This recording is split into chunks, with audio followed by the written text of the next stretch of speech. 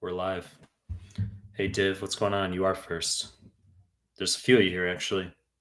What's going on, guys? I guess it notifies you before I even go live, right? It just has you sitting there.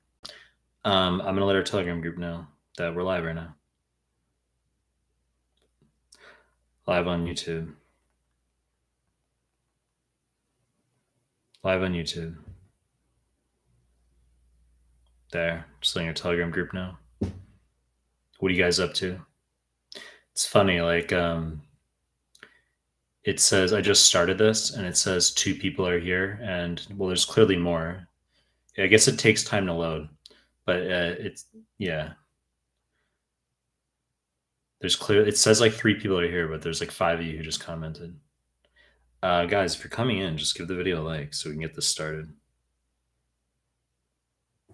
What are you guys up to? Div, what's going on? Priyatam, Bellam Konda.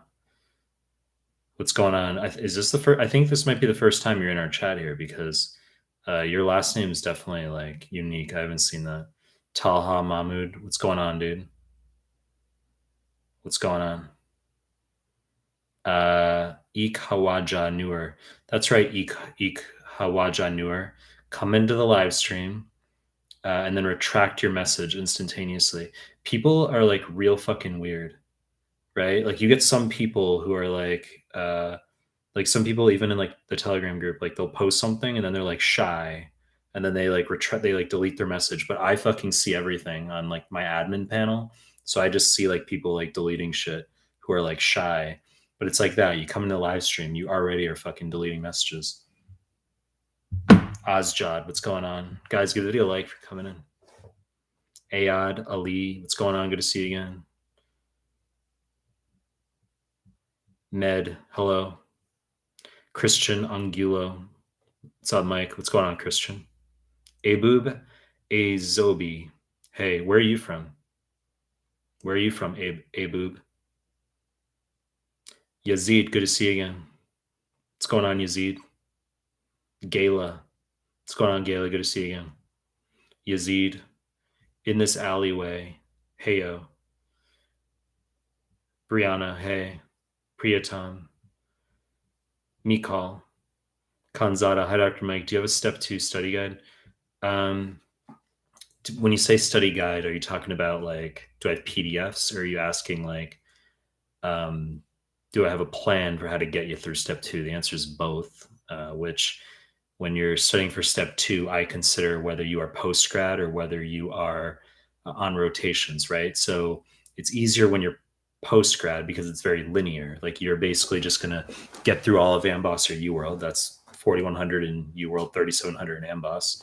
And then after you're going to do the whole thing. That's going to take you about 2 months. And when you finish, you're going to do 3 to 3.5 weeks of all the clinical mastery series forms. So that's going to take you 2 forms per day, right, to reach that 3 to 3.5 weeks, 45, 50 forms. And when you finish that, you're going to do NBME 6 through 8 offline over 6 days. Then you're going to do double pass as well as CMS forms. Holy shit. Free 120 on one day. And then you're going to do 9 through 14. That's going to take you approximately 4 months prep for 2CK. That's post-grad. And then if you're on rotations, it's obviously subject specific, right? So let's say you're on pediatrics. Well, for each rotation, you're going to do all the UWorld or AMBOSS questions. You're going to do my PDF in that subject, e.g. PEDS, my YouTube playlist for that subject on the MCQ. So for example, PEDS. And then you do all the CMS forms for that rotation. So you do pediatrics, those 8 forms, you're going to do it times 2, right? Isn't that what you're going to do? So let's see. In this alleyway, new fan of your material. Which I didn't, before I even get to that, I guess I'm being an asshole. Mikhail, the PDFs are on my free stuff tab on the website, by the way. So if you want to do the PDFs, they're there. In this alleyway, yeah, in this alleyway, where did you find my material? Was it recommended to you by a friend, or did it just pop up on your YouTube? How did you come across it? And guys, if you're coming in, just give the video a like. Really appreciate it. Bring up the algorithm, drive more people here. Sabi, hello. What's going on, Sabi? Nakia, good to see you, Nakia. Abub, just taking a study break. Div, you retracted once because you were scared you would get scolded, LOL. Just people are weird. People are like shy. Like you get people here who like ask, like they post like scores or something, and then they're like shy, and then they like after I answer their question, they retract it, like as if they're like afraid of like other people seeing, like as if anyone gives a fuck. Nardos Ymer, hey, I'm gonna take a free 120 tomorrow at Prometrics a week before the real deal. Any advice? Um, I don't think you need to take it at Prometric as practice, right? That's more just like, some people that's going to slake their stress, okay, get rid of their stress. Um, but are you actually a week out? Or you're tomorrow, so you're 8 days out ish. Yeah, I mean, obviously, you're just going to consolidate on the NBME exams in your final week, right? That's what you're going to do. Guys, give the video a like if you're coming in. There's 30 of you here, only 15 of you who liked it. Ikawaja Noor, you misspelled stuff you said. Yazid. I was going to delete my message, but now I'm not. Let's see. You're from Nigeria, Ibu. Guys, give the video a like. I like how I said give the video a like. No one liked it. You guys are like, no, I'm not gonna like it. Right? There's clearly like those of you who watch it are like, no, fuck you. I'm not gonna like the clip. I don't wanna like it. You're discontent. That's fine. Be discontent. I mean, what do you want me to say? I'm only here answering your dumb USMLE questions like for free, right? So you don't have to like my shit. It's okay. You don't have to like that I'm doing that. Let's see. Username E says, "Hey Mike, I'm from Nicaragua." That's cool. So we got E from Nicaragua. We got Ebu from Nigeria. That's really cool. 2, 3, 4 steps. First time joining on time. Okay, good to see you. Eboob. My first name is pronounced Abube. Abube. You know what's funny is like if this were Japanese, that's how you pronounce it as well. That is how you pronounce your name in Japanese. Ebube. You'd say in Japanese Abube as well. 2, 3, 4 steps. Your PDFs are golden. Faz, how do I study for step 3 after completing step 2 CK? Easy. It's just clockwork for me to discuss it. There's essentially 2 scenarios. The first is that you're finishing it immediately. You want to take step 3 shortly after you finish 2 CK, right? Meaning the implication being that you want to take it before the match this year. That's what I'm assuming right now. So if that's the case, then after you finish 2 CK, while you're waiting on that score, you're going to take your bullshit OET or whatever it is, right? You got to get the English exam out of the way. Once you have a pass on step 1, a pass on 2 CK, and a pass on the OET, and you have a medical degree, you can apply for ECFMG certification. And you need to have ECFMG certification before you are allowed to even register to sit step 3. So what's going to happen is you finish 2 CK. Let's say your 2 CK is like next week. Okay. Let's just say it's like, mid-July. After you sit it, you're going to take your bullshit OET within the next week. And then after you take the OET, while you're still waiting on your 2 CK score, you're going to commence UWorld for step 3, which is 1900 questions. Okay. So you're just going to work your way through that 1900 questions, and those 1900 questions in UWorld. You're going to do some CCS cases in the evening throughout. Okay. Just gain some CCS familiarity. You're not going to use UWorld for that. It's overpriced and nonsense. There's like a ccscases.com.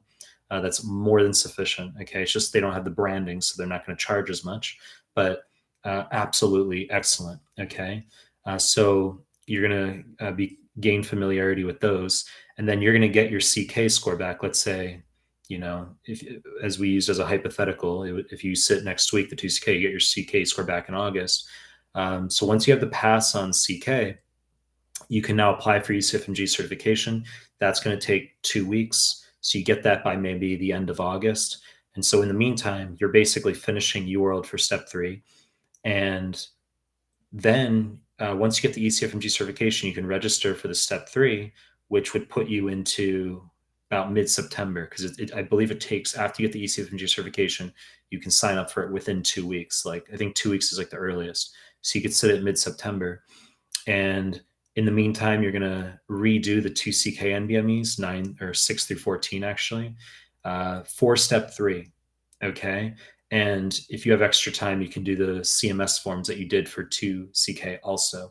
Now, I say it's different if you're immediately seeing 2CK and then you go on to step 3 versus later in time, because the fact that you finished all the CMS forms twice for your 2CK, as well as having done all those NBMEs, your scores are going to be a lot higher and you're going to be much more fresh in the material going into step 3. So for some students, they might not have to do all the CMS forms again. They might not have to do all the NBMEs again. They just sit the single step 3 NBME and then their score is like pretty good. And it's like, well, you can just sit, and it's 2 days, of course. So you take your first day MCQs, you have about 4 days in between. You do the CCS case cram, and then you're going to sit the second day of step 3. If you're further out in time, like you sat 2CK while you're in med school, you go on a residency, and then you're like, well, I'll take in second year residency, whatever it turns out to be. Let's say it's 18 months, 2 years later, you finally go on to sit step 3. You're definitely going to have to do all the CMS forms again. You're definitely going to have to do all the CK NBMEs again. Whereas I said it was maybe the case if you had sat step 3 like 2 months after. If you had set step 3 2 months after 2CK, it's a maybe, but it's a definite if you do it 2 years later. So the short point of consolidation is that if you take step 3 in the future, you say, I don't want to fucking deal with it right now after CK, you take it in the future, just know that you're going to have a longer prep to review that 2CK material that you just fucking studied for 2CK. You could have just taken it right after. So that's my plan for you for step 3. Gayla, I have a question. The 4 files named as USMLE review for step 1 or 2, it's both. They're based on the clinical mastery series forms for internal medicine. That's what they're based on. So you say, well, that's clearly 2CK. You can use them as review for step 1. I mean, there's some stuff in there that's clinical you can ignore, right? Like you can, like I think there's like indications for statins or whatever, and like maybe the second review or something. Like there's clearly some stuff that's clinical, and you can just kind of use your best judgment and like gloss over some of the more clinical things. But a lot of that's just factoid review for step 1 in addition. People want to have a very clear like dichotomy between like step 1 and step 2 material. Like they're like, I don't want to waste any time studying for any material that's like on the other exam. It doesn't really work like that. Believe it or not, medicine is cumulative. Okay. So you have a lot of overlap between the exams, especially internal medicine. Adam Gaby, hello, Mike. What are the books that influenced you the most, or just the ones you like? Books that influenced me the most. If I answer that question, it's not really like, it's not like an answer that's like politically correct. You know what I'm saying?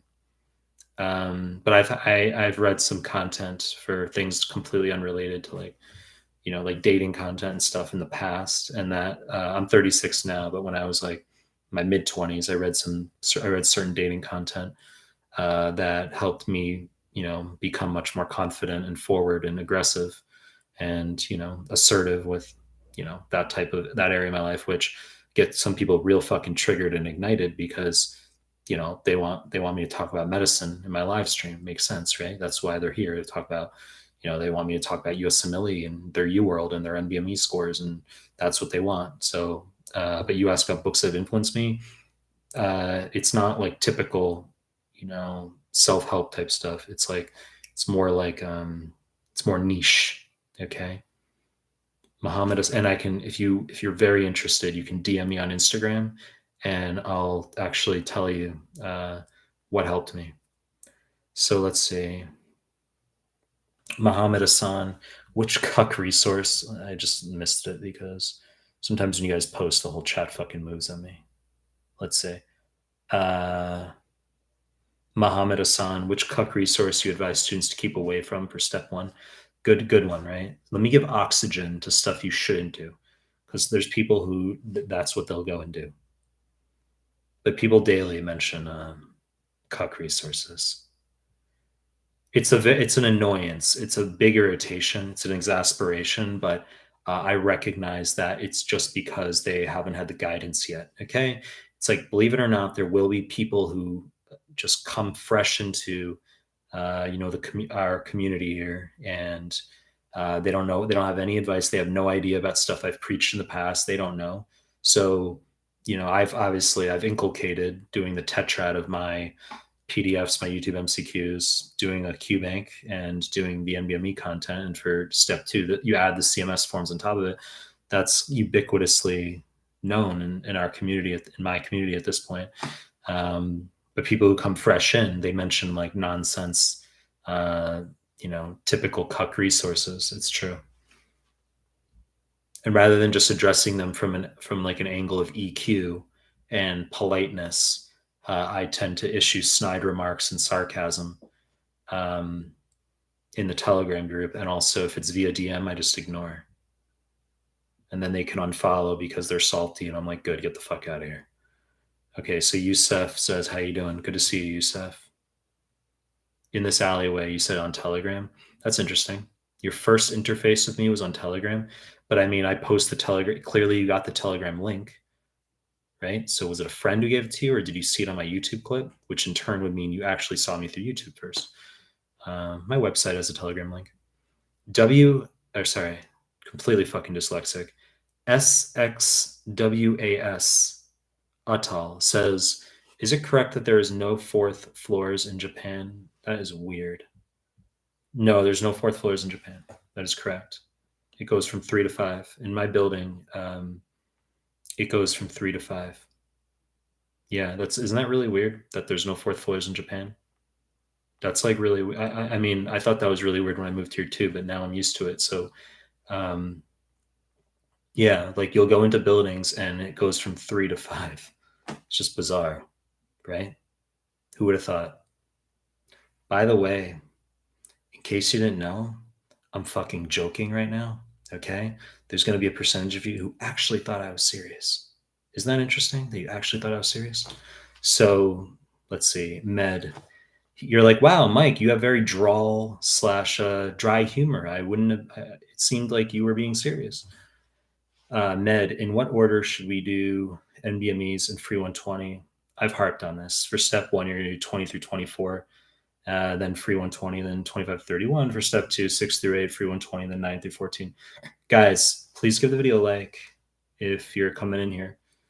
Okay, there's above 50 of you in here. Only 29 have liked it, right? So please give the video a like, and please sub to my channel if you haven't already. If you're in this chat and you're not subscribed to my channel, you're a fucking asshole. Right? That's how I like, that's community development. Okay. Let's see. In this alleyway, people recommended, I'm thinking of changing from some resource I've never heard of to prep for you. Oh, just, okay. Okay, no, I understand what you're saying now. You're telling me how you got into my community. So you're considering USMLE prep now as opposed to some random Indian thing you were thinking about. Faz, what's the worst case scenario? Percentage of biochem questions on step 1, LOL question mark. I would think that's a good thing. I mean, I got cheated on my step 1 because I was really strong in biochem, strong in farm. Stuff like that never showed. I got very little on my step 1, but other people get a lot. That's how it works. Okay. Literally, I've been doing this for 11 years, right? And so I've seen every permutation of like combinations, and it's literally a troll in every direction. Okay. Anything you imagine, that's what I've heard and seen. Okay. One person comes out, they say, had 0 cardiopulm, no cardiopulm my entire exam. It was like an OBGYN clerkship exam. I had like all these crazy fucking like anatomy repro questions, like 5 questions on ureter, all this stuff. And I warn the students about that. And then the student comes out and they're like, oh, I didn't get any repro. I had like a lot of cardiopulm. I had like a lot of molecular questions. Someone else is like, I got 0 molecular. It was a waste of time studying it. Point is, we don't fucking know what's going to show up in your exam. A general rule, and this is important, is that the way it works in the simulation is that when you don't study something, that's what's going to fucking show up. Okay. It's not going to be because you're hyper attuned to it. If you don't study it, you're weaker on it. And therefore you may have gotten confused on a question. I was on the exam and then you falsely believe it was actually a higher proportion. That's not what I'm getting at. I'm saying like, if you don't study something, you say, well, the helminths, that's kind of lower yield. They're lower yield compared to bacteria, viruses, whatever. You're going to get like 7 questions on helminths. Okay, like that's how it works in the simulation. Gloria, Alu Foy. Step one PDFs are golden. Thank you so much. Thank you, Gloria. Sai, Prasad, good to see you back. I'm 60% done with UWorld. Have around 100 days left for step two. 100 days. How would you recommend I go forward? So you're going to have to, if you only have 100 days left, so you're talking just over 3 months, you're going to have to finish this is fine, actually. This works out mathematically. You're going to finish the remaining 40% of UWorld in the next 40 days. Okay.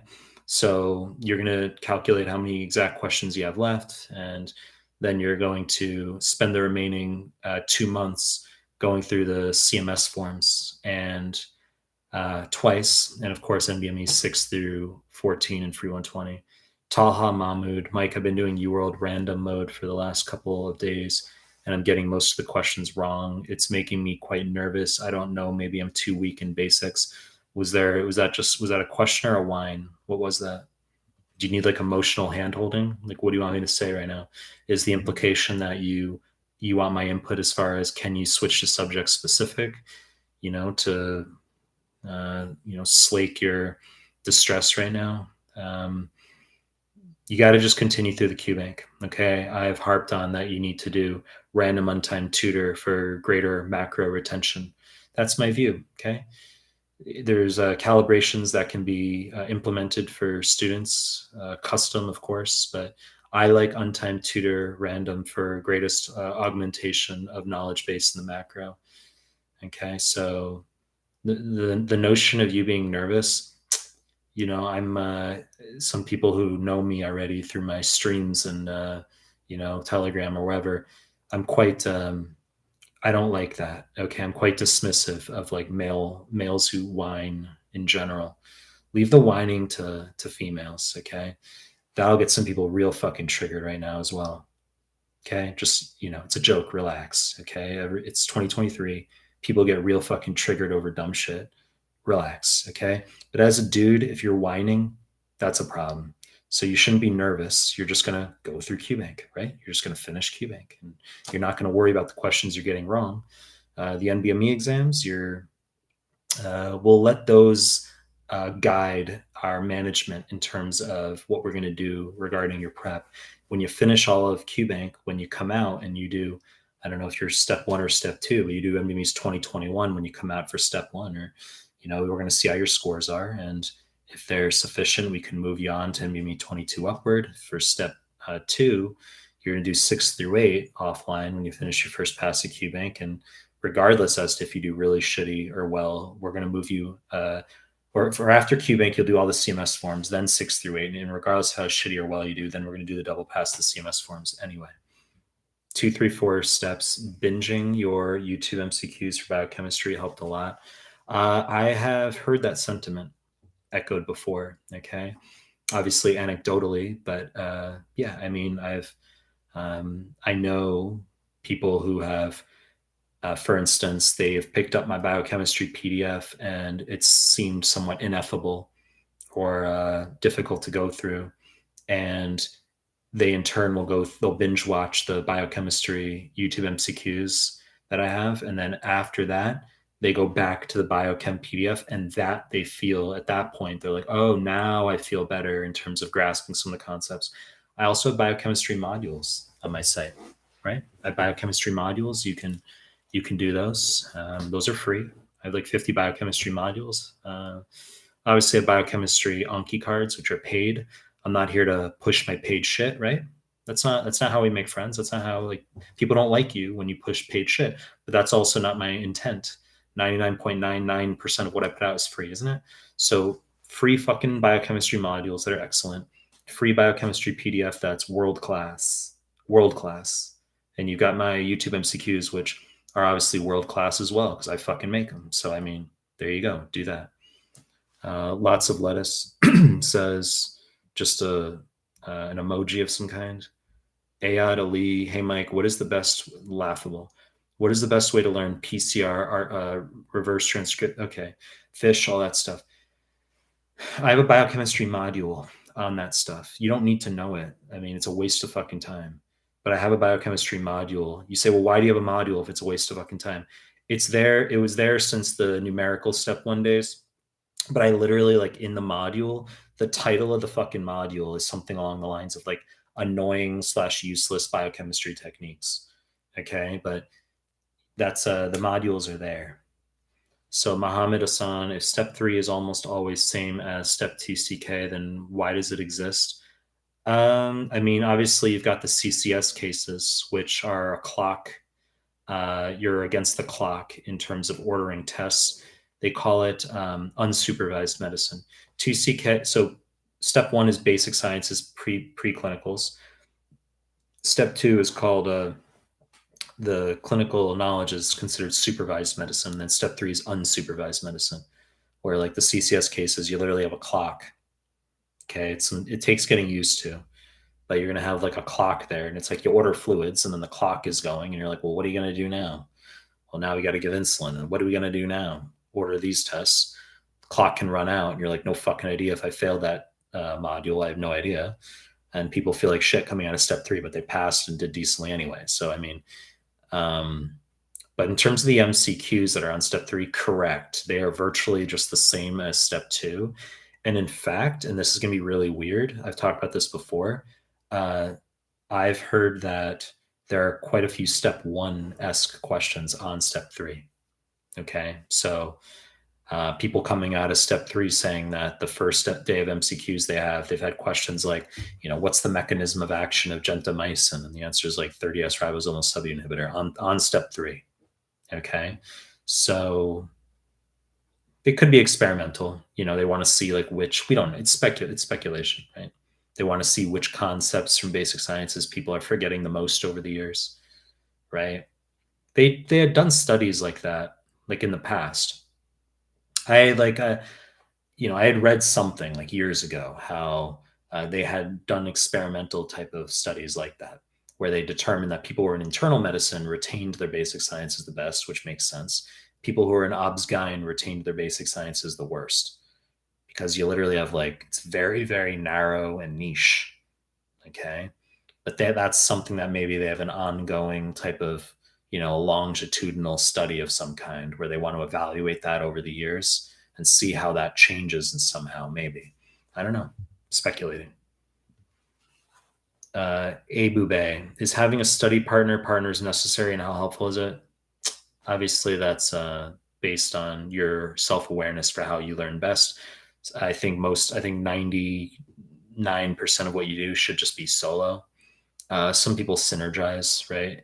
I think the idea of having a study partner, I'm giving you like if it were a situation for me and someone's like, you're gonna have a study partner, it would pretty much just consist of like the person sitting near you where you're not even talking and you're just doing your own fucking independent study. The fact that you've got someone in the vicinity of you also, co-studying, uh, can just help keep you locked in and doing your thing, right? Because if you're there without someone, maybe there's a greater proclivity for you to start like, procrastinating and doing, I don't know, watching YouTube or something. But if someone else is there studying, you're going to do work. The idea of bouncing information off of each other, some students like to do that, but that could be what, an hour, 2 hours, like at most maybe at a time. But you really have to do a lot of independent study. You really have to knock out questions. It's going to differ for every person. It really is. Okay. I never had a study partner. I just did everything solo. People would slow me down. That would be like the issue. E Kawaja Newer, Dr. Mike, my cue is that I have started QBank along with your high yield arrows and YouTube clips. Do I need more references for stuff I'm not good at, or will I cover them and learn them from QBank? Okay, you mean resources, not references. You're asking if you need to supplement your areas of weakness alongside QBank. Okay, it's called my PDFs. Yes. So you said you're doing high yield arrows, my YouTube clips. I have other PDFs. You go into QBank, you suck jack fucking shit at cardio, do the cardio PDF, do my cardio playlist. This isn't rocket science, okay? Guys, if you're coming to the chat, please give the live stream a like. I really appreciate it. Give the live stream a like. Priya, hey Mike, how can I complete High Yield Arrows PDF during the last week while reviewing NVMEs? And you have a question mark.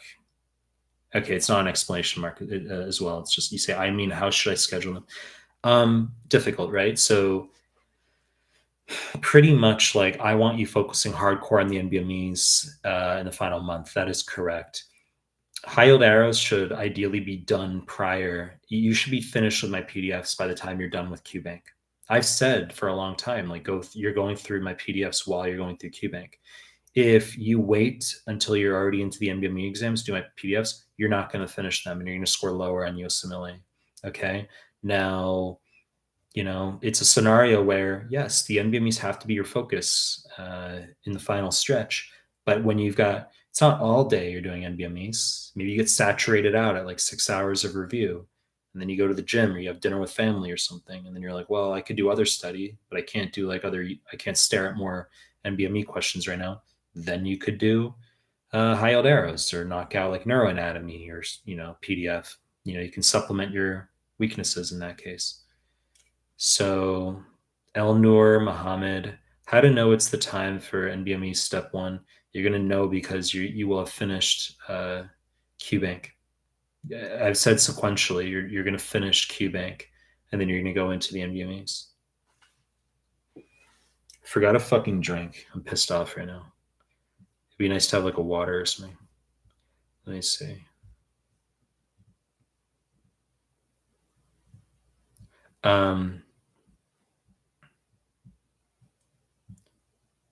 Nakia, would it be okay to make sure I get through all of the PDFs prior to wasting an NBME, or just start the NBME exams offline and continue to review PDFs thoughts?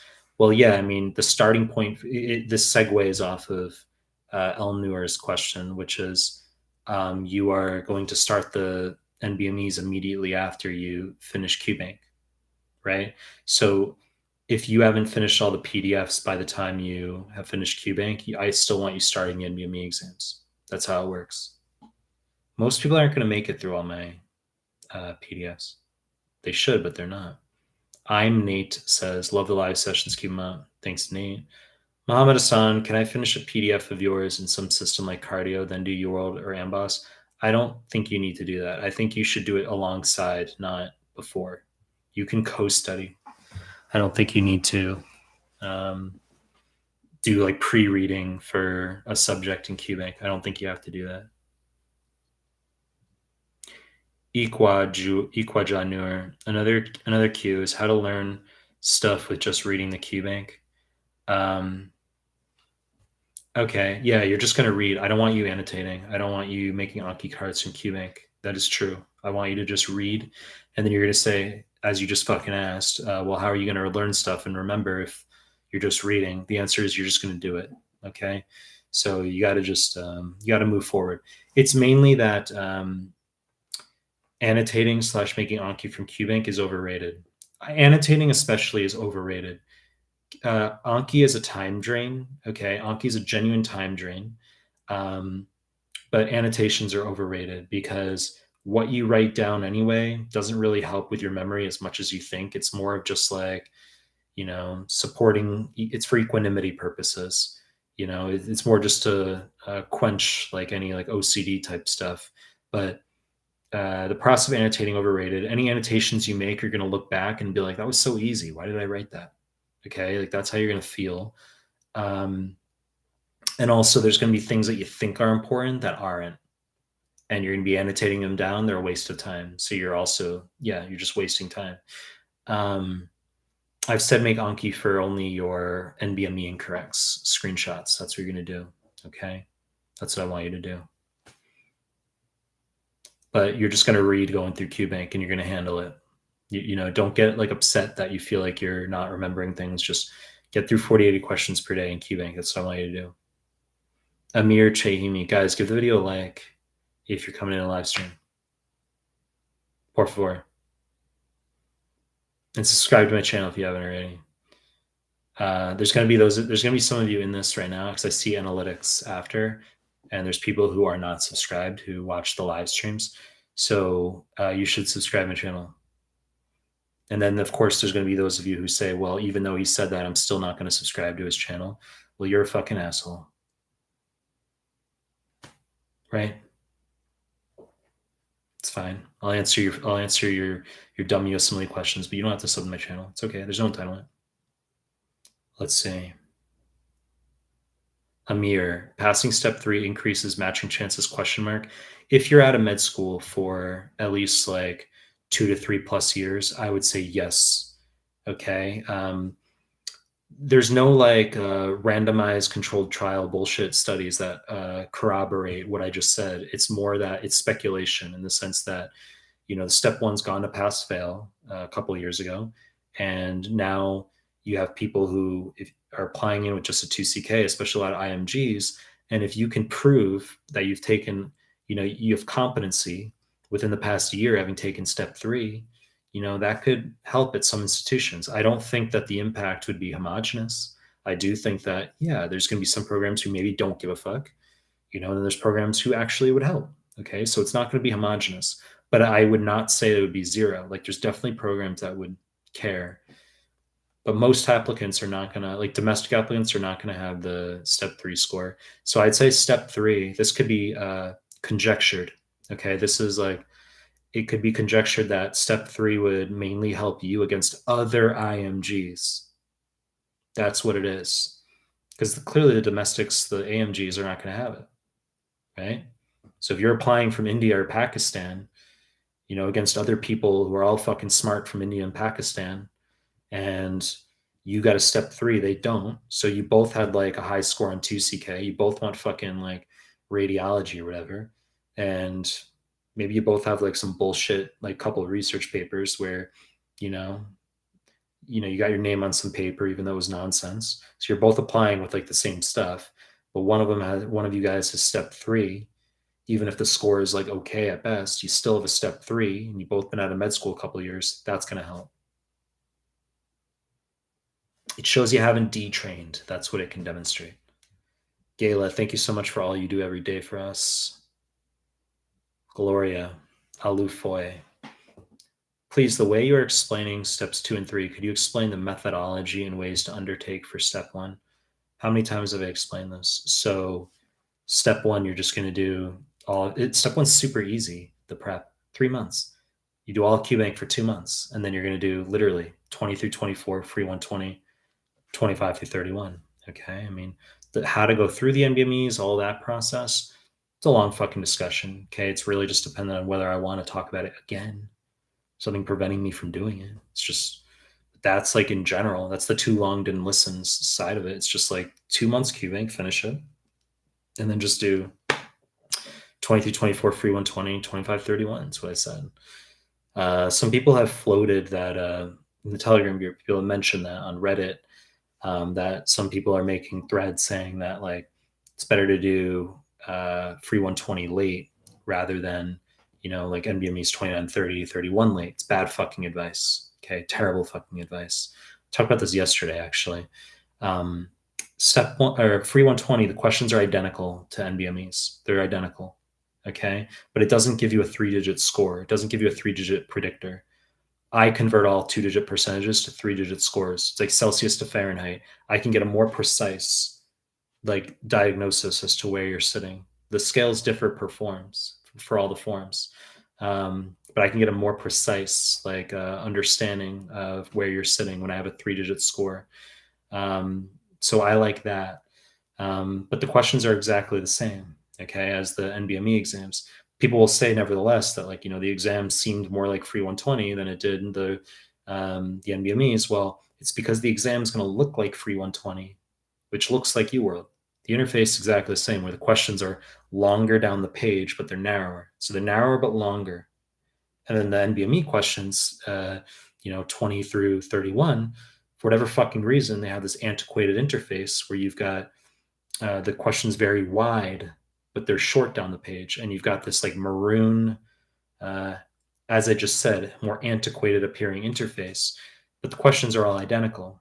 So it's an illusion. People will come out and be like, oh, it's just like UWorld, Or it's just like free 120. It's because it looks like it. Yes, calculator, colors, lab values. But the questions are all the same. The NBME free 120, they're the same in the when you go to sit the USMLE. When you sit the USMLE, it's going to look like UWorld / free 120, but the NBME questions are the ones that are in there. But we don't get a 3-digit predictor from free 120. We only get that from the NBME exams, where the scales can differ. So a 64% correct on one NBME is different from a 64% on another NBME by 2 to 3 points, depending on the scale. So I like people converting them all into 3-digit scores, which you can do by typing into Google Images, not Google Images. NBME 20 score conversion Reddit, NBME 27 score conversion Reddit, and you'll get best fit lines with graphs, and you plug your number of wrongs into the best fit line equation, and you get your 3-digit score. 197 internal pass mark equivalent, 205, 210 plus is what you need to pass, is what you need a minimal buffer. I like before you go in there, even though the 197 is the official pass mark. You don't want to YOLO. You don't want to go in there where you're getting like 199, 200 and you're cutting it close. You don't want to do that. But as I said, free 120 prior to the online NBMEs is what you want to do. Gloria, thanks. HUD, HUD, good to see you back. Here we go. Why you don't work as a doctor, even though the doctors in New York City are making tons of money, question mark, exclamation point. No fucking interest. First of all, I'm not in New York City. Okay, I'm in Japan. But it's not just about cash, believe it or not. It's the lens. I mean, I make good money, but I mean, do I need to talk about my personal finances?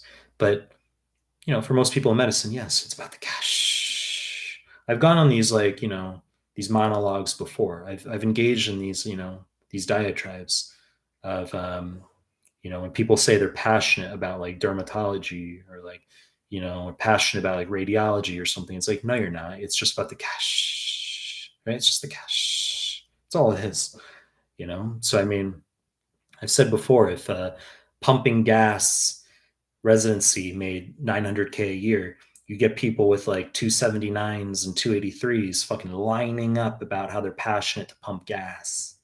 Okay, so it's not just about the cash, right? And even if you had cash, what are you going to do with it? What are you going to do with it? You get your house, you get your car, and then what are you going to do with it? Seriously, what are you going to do with it? You say, well, I'd travel. No fucking shit, you would travel. Well, you know, people make money. They go to Japan for like a week for vacation. Well, you know what? I fucking live in Japan. So I'm always traveling. You know what I'm saying? I will likely be in New York next month. There's a high probability of that. And then I'll be going to Australia at the end of August as well. I lived in Australia 7 years, so I got a lot of friends and connections there. But I'll be going to Australia at the end of August. Probably New York early August. Maybe. But I have family in New York. Nassan, yo, Mike, I would never miss a live stream. Zamian Zuck, dear Mike, I liked your videos so you could see plenty of likes. As soon as you read this comment, I'm unliking it. Fine. Can unlike it. That's a good one. It's a good one. It's a clever comment, right? That's funny. That's actually funny. Mimi Lele, good to see you back. Yeah, doing well. That's right, Mimi Lele. You retract your next comment. Guys, if you're in the live stream, please give the video a like. In this alleyway says I'm subscribed to your podcast on Spotify too. Yeah, some people don't realize I have a podcast. I mean, all the YouTube clips are just podcasts as well. That's cool. Mohammed Hassan, for a visual learner, what videos you recommend along with your tetrad you mentioned? I don't recommend like anything outside the tetrad.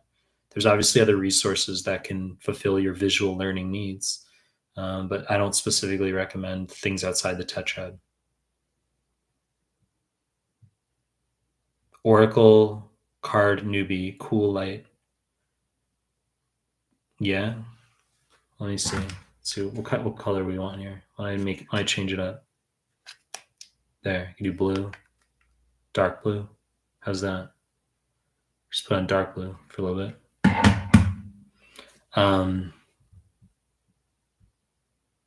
Joy Rahab Kalo, hey doc, what are your thoughts on libtards going after New York's brick oven pizza owners? I've not heard that. Is that like a thing that someone would go after bricked oven pizza owners?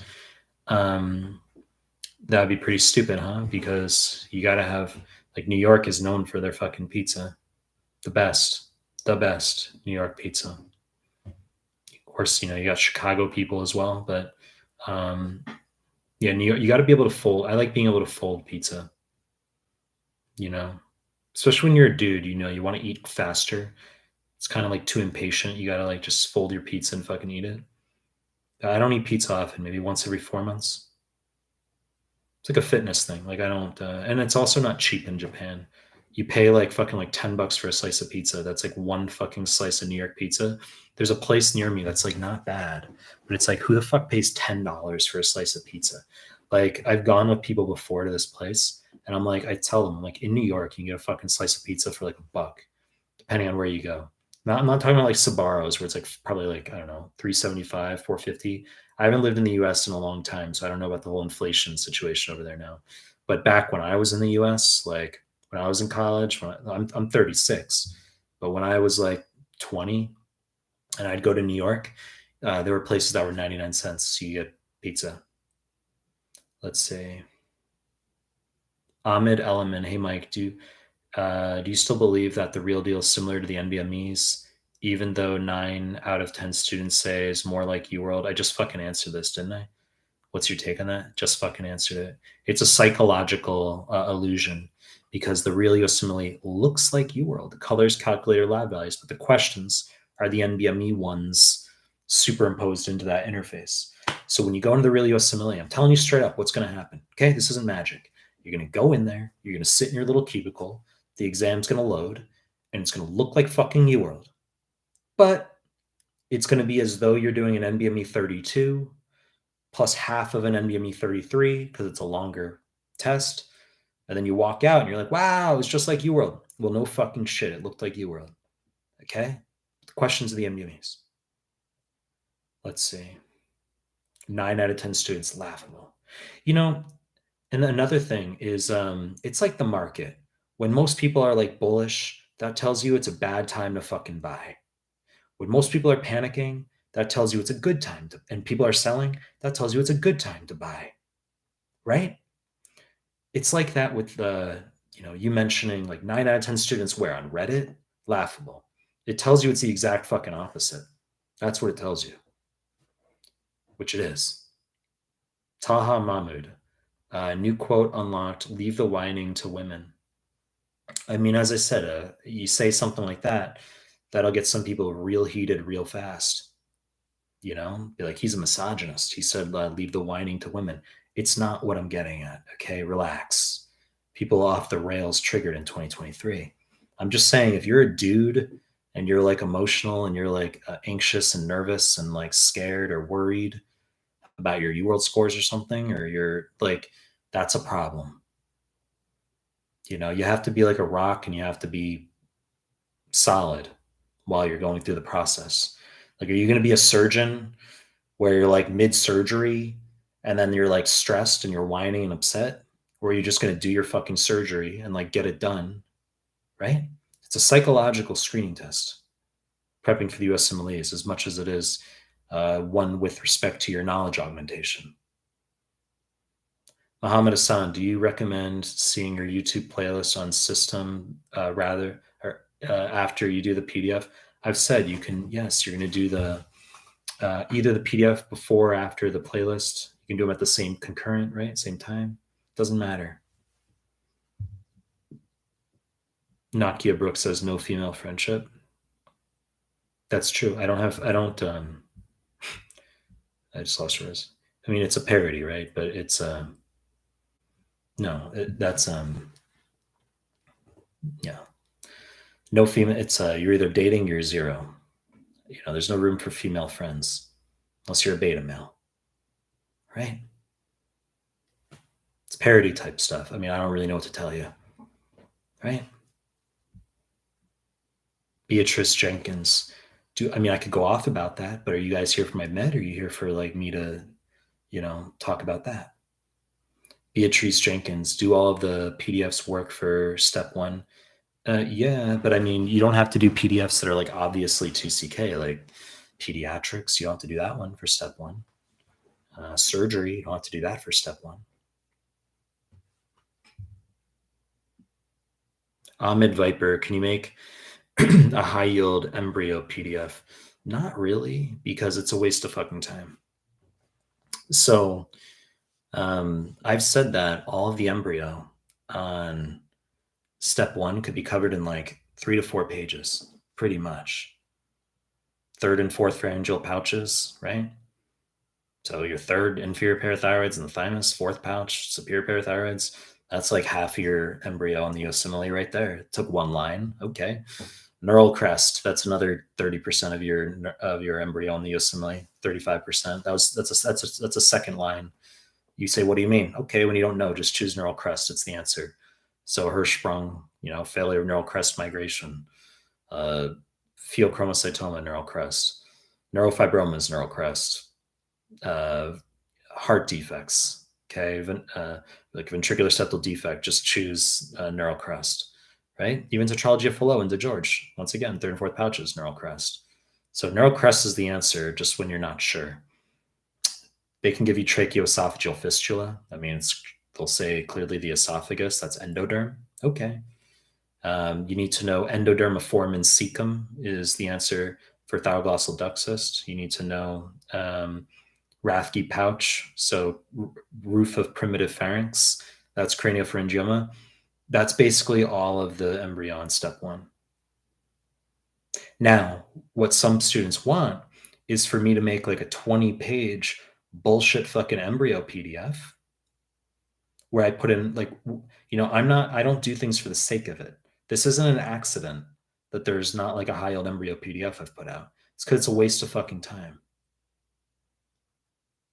I mean, I've put embryo though in the high yield repro, OBGYN. I mentioned that stuff. I believe like later in the PDF, I mentioned it in there. There's embryo within the repro. I talk about it in there. You can just search like repro. In the repro PDF, you'll see I put embryo in there toward the end.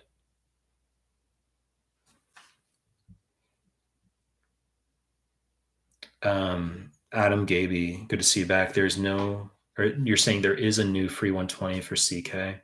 3 in total now. Should we do all of them? The answer is no. You can just do the latest one. That's all you have to do. Some students say, but why? Why don't you do like the old ones? You don't have to. It's not a problem. You can if you want.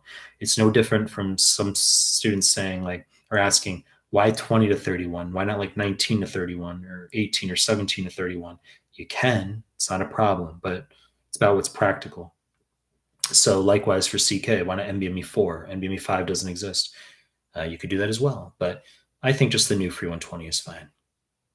Ayad Ali, have you had any students coming out of step one confident knowing he or she will 100% pass, wondering because everyone I notice is crying after the real deal, even if they were scoring well in the NBMEs?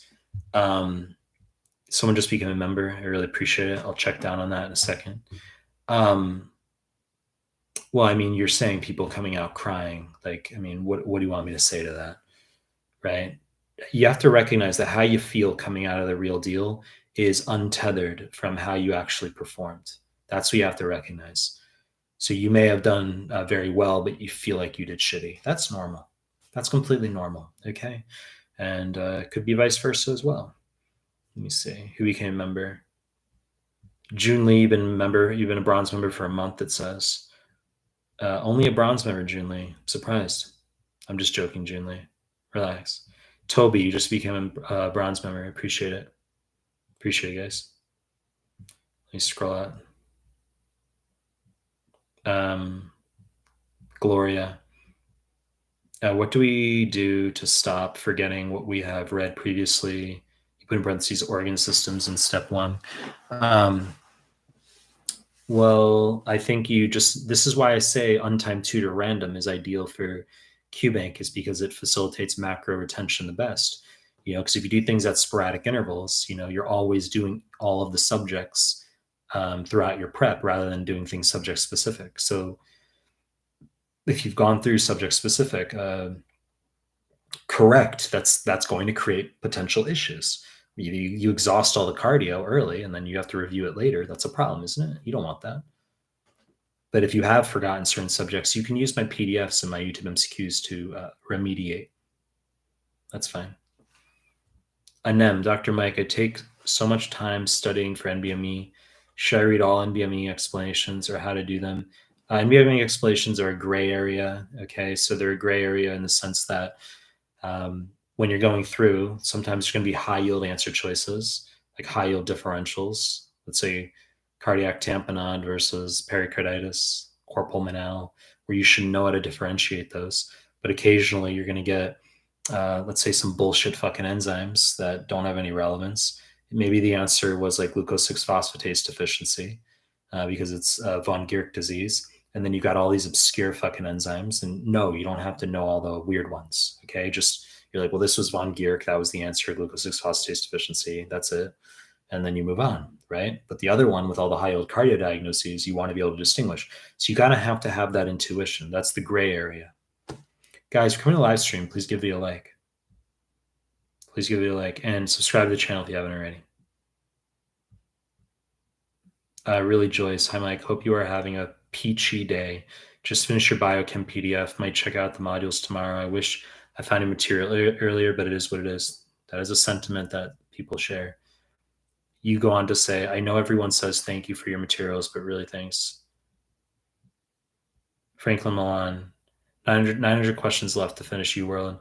I'm doing your high yield. Once I finish, I'm going to do 20 to 24 NBMEs in 2 weeks. Okay. Was there a question with that? Or are you just telling me? Huh. Mojal, speed of your treadmill, kilometers per hour. When I do treadmill, I'll do 13 to 14.0 kilometers per hour, and I can do that for the half an hour. Or sometimes if I'm having a tired day, right? I'll know if it's like that's just how it is. I'll know if I'm having like a energized day, I can just run the half an hour and then I do like a minute walk after. If I'm tired and I feel it by like 20 minutes, I'll actually stop at like 20 minutes, the run, and then I do an incline brisk walk at 7.0. And then I do that for the remaining 10 minutes. That's what I'll do. But like I haven't run in maybe close to a month because I'm bulking right now. It's summer, right? So I'm like bulking, but like I'll run more back in the fall and the winter probably. That's what I'll do. Let's see. Hey Melman, I used your material and it was amazing. I appreciate you a lot. High yield arrows was unsurprisingly high yield on my actual exam. Had that weird Albright pseudo hyperthyroidism thing. Okay, pseudo. Okay, yeah. So I mean that's fine. Do you have like coast of Maine, or that's McCune Albright syndrome? But Albright hereditary osteodystrophy. Did they give you the knuckle dimple knuckle or something? It's low fucking yield. I mean, you said you got it on your exam. It's low yield. These are things like back in the. I may have mentioned it in high yield arrows, but like back in the numerical step 1 day. I mean, those types of things people like freaked out about when you're trying to get like ultra high score. I bet you like what they do like is telling you a patient has pseudo hypoparathyroidism, so they have resistance to PTH. But that if they give you exogenous PTH, they'll say what happens, and they want you to know that urinary CAMP will not increase, so the kidney's resistant, but the bone can respond, where you can still get increased ALP in response to PTH. People with pseudo hypoparathyroidism.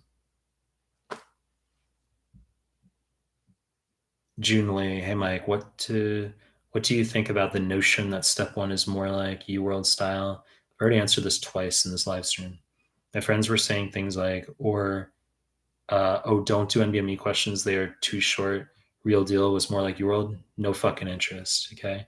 Like you have to recognize, like, I have no interest in convincing people to like, if people want to do like subpar study routines, let them fucking do it and score lower. No fucking interest, but it's because they've received bad guidance. That's what it is.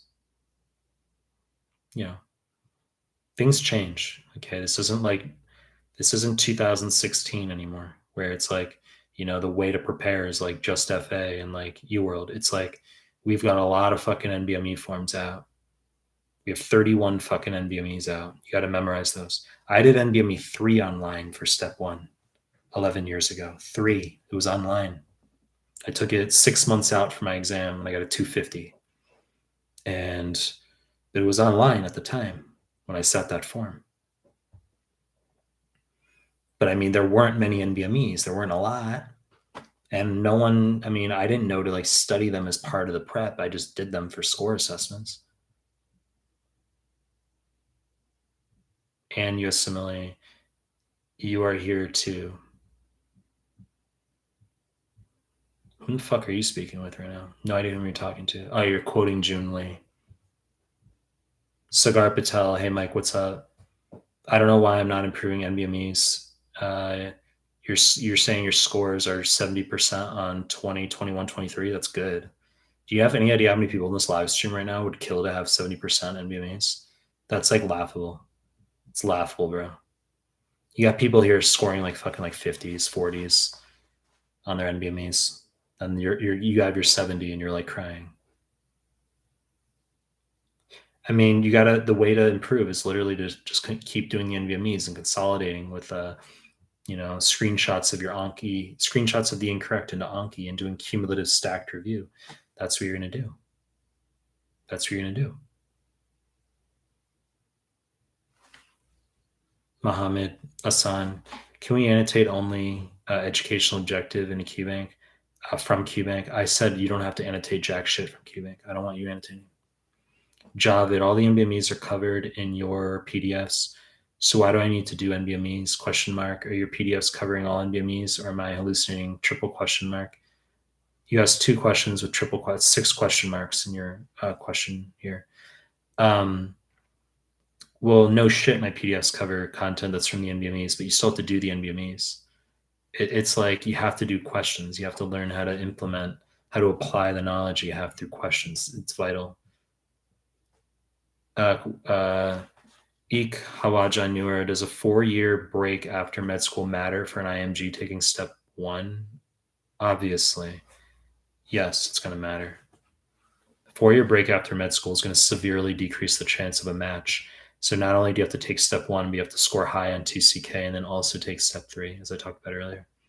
Amir Chahimi, I don't get how it is possible to just start QBank. Let's say I've not done psych rotation yet, and I have no knowledge in psych. How would I be able to answer in QBank? It's okay to get questions wrong in QBank. Okay, that's okay. You have to be willing to get questions wrong. You're asking about this notion of pre-reading. Okay, I don't think you have to pre-read before you do questions. So you're just going to do UWorld questions. You're going to get them wrong. That is correct. SS asks, examine 3 months. Should I do UWorld random or system for step 1? The answer is always random on time tutor if you can. Ali H, hello. Just want to say hi, Dr. Mike. You have changed my life for the better. Thanks, Ali H. Good to see you back. Muhammad Hassan, I can't believe the bullshit of I want to help people. That's why I'm a doctor. Like you get FUCK all over your studying deprived from sleep and not seek for cash ? Nonsense. I don't think actually that's the reason why people do it for cash. Funnily enough, like you're saying, like as if people are working their ass off for many years and it's not for the cash. I don't think that's it. I think the cash pursuit comes before even applying to medicine in the first place. I think it's more just like people are thinking like, what can I go into that gets me parental approval and is accepted by society with prestige and that pays well, and then they choose medicine. That's why. I mean, that's the truth, right? So people they chase the cash. That's what they're doing. Chase the cash. Ayesha Ali Khan, good to see you back. 2CK on the 25th of July. NBME 11, 240. CMS forms done, 40 of them. 8 to 10 wrong, average, pretty good. Aiming for 260. What do I do? The answer is you're going to continue reviewing the CMS forms, but you got to make sure you finish 6 through 14 and free 120. All those NBMEs. 6 through 8, free 120, 9 through 14. I do all of them. And if you have extra time, quote unquote, you're like, well, what do I do with these extra days that you can do extra CMS forms, review the internal medicine, the surgery as priority.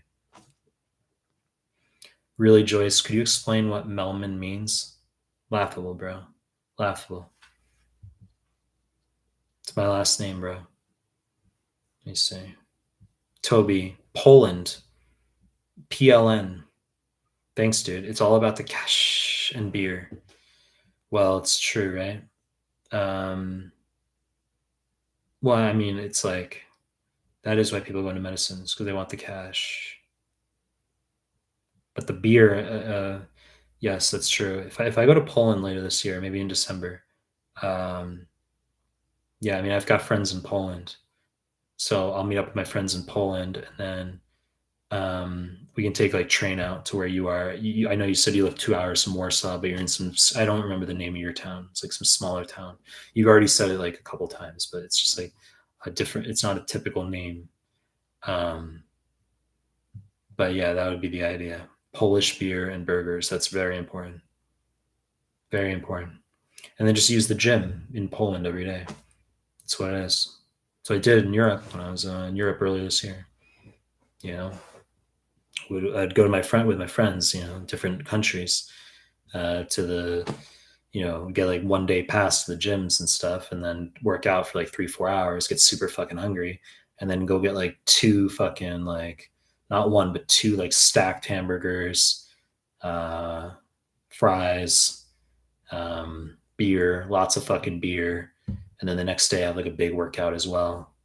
So it's just like and then your net, you just have you achieve like net neutral, you know. So yeah, I do. Um, Laughable. Ahmed Eleman, I know you're not too friendly, but if you ever come to New York City, can I meet you? The answer is maybe. It depends, because like I know people might want to meet me, but I'm also not going to meet like fucking randos. There needs to be some sort of like you've DM'd me on Instagram and like you're not a fucking question mark thumbnail, and like there's got to be some of that. I've had people. There was like some dude who came to like fucking Osaka, and he wanted to meet me, but he like wasn't following me on Instagram, and I thought that was like he's like, yo, we should like meet up or something. And I was like, you expect me, and I told him that. I was like, you expect me to fucking meet up with you when I have no idea who the fuck you are, and you don't even have the respect to follow me on Instagram. It's like you're DMing me on Instagram, and you don't follow my account.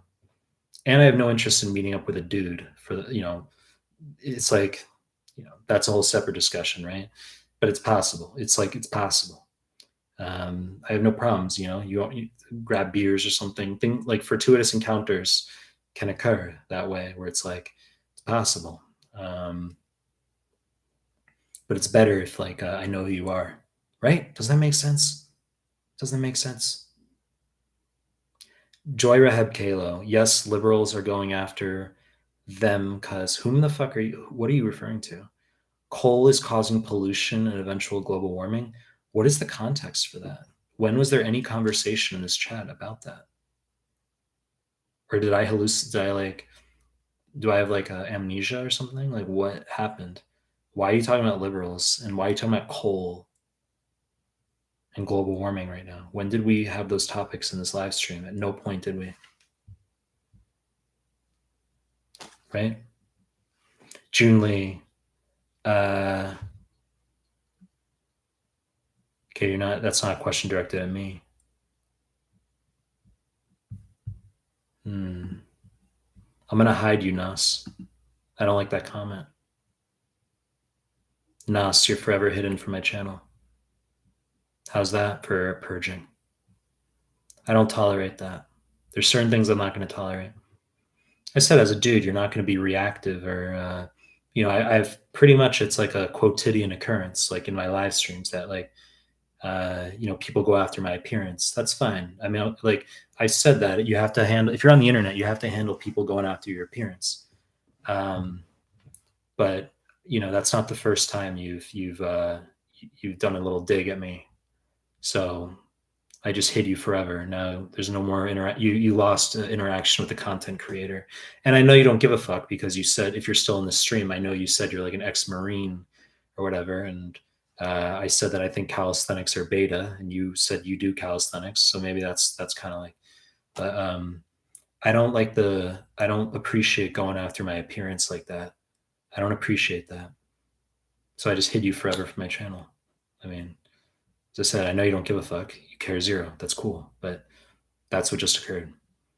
Kevin C, thoughts on using ChatGPT AI for step studying? I've said to do it. I've said to use ChatGPT slash. I've said that. You can copy and paste NBME questions straight into ChatGPT, and it will give you explanations. The caveat, and I've said this before, the caveat is you need to know the answer of the question first. If it's sometimes wrong, it doesn't get 100, okay? It's sometimes wrong if you say, what's the letter of the answer choice?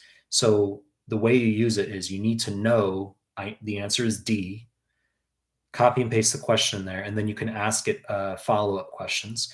But ChatGPT can still be wrong sometimes. You have to say, are you sure? Are you sure? So this is the case. You have to confirm with it 2 to 3 times.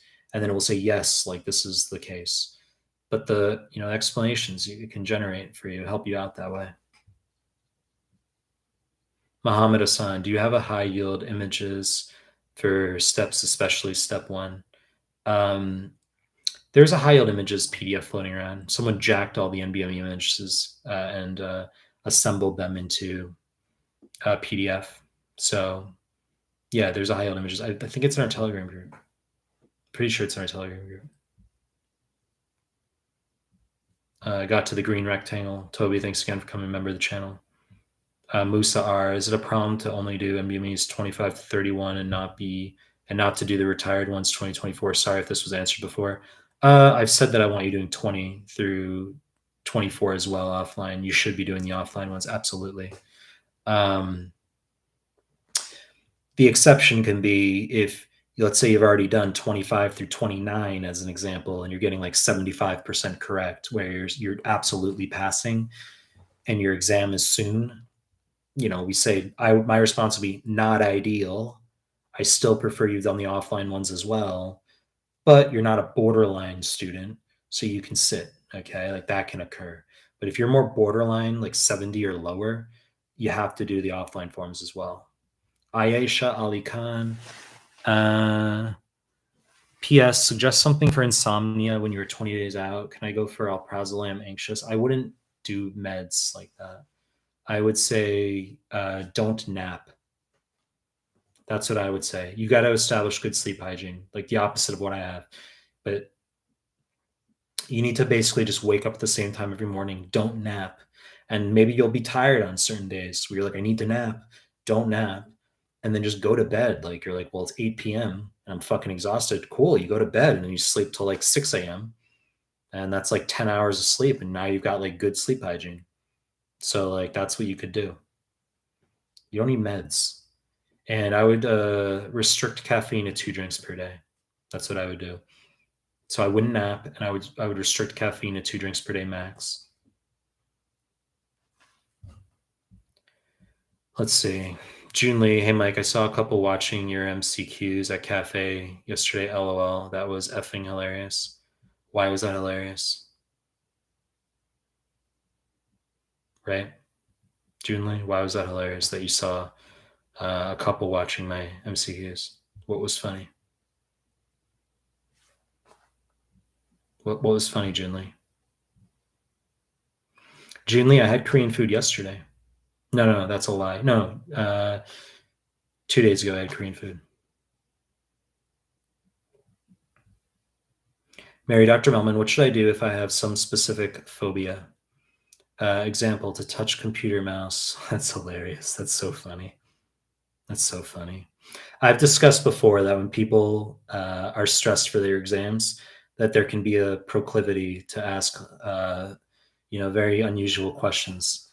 I mean, anecdotally, I've had students ask like if they need to practice with a specific mouse for the exam, or Maybe some of you, you've been in a live stream before. I've mentioned that I've had, because when I talk about, people will ask how to take break time during the real USMLE, right? And I say do the first 2 blocks back to back with no break, take 60 seconds sitting at your desk without leaving the testing room, if at all possible. And then after that, you're going to take 5 minutes, 5 minutes, 5 minutes, 5 minutes all the way through. Don't take an extended lunch break.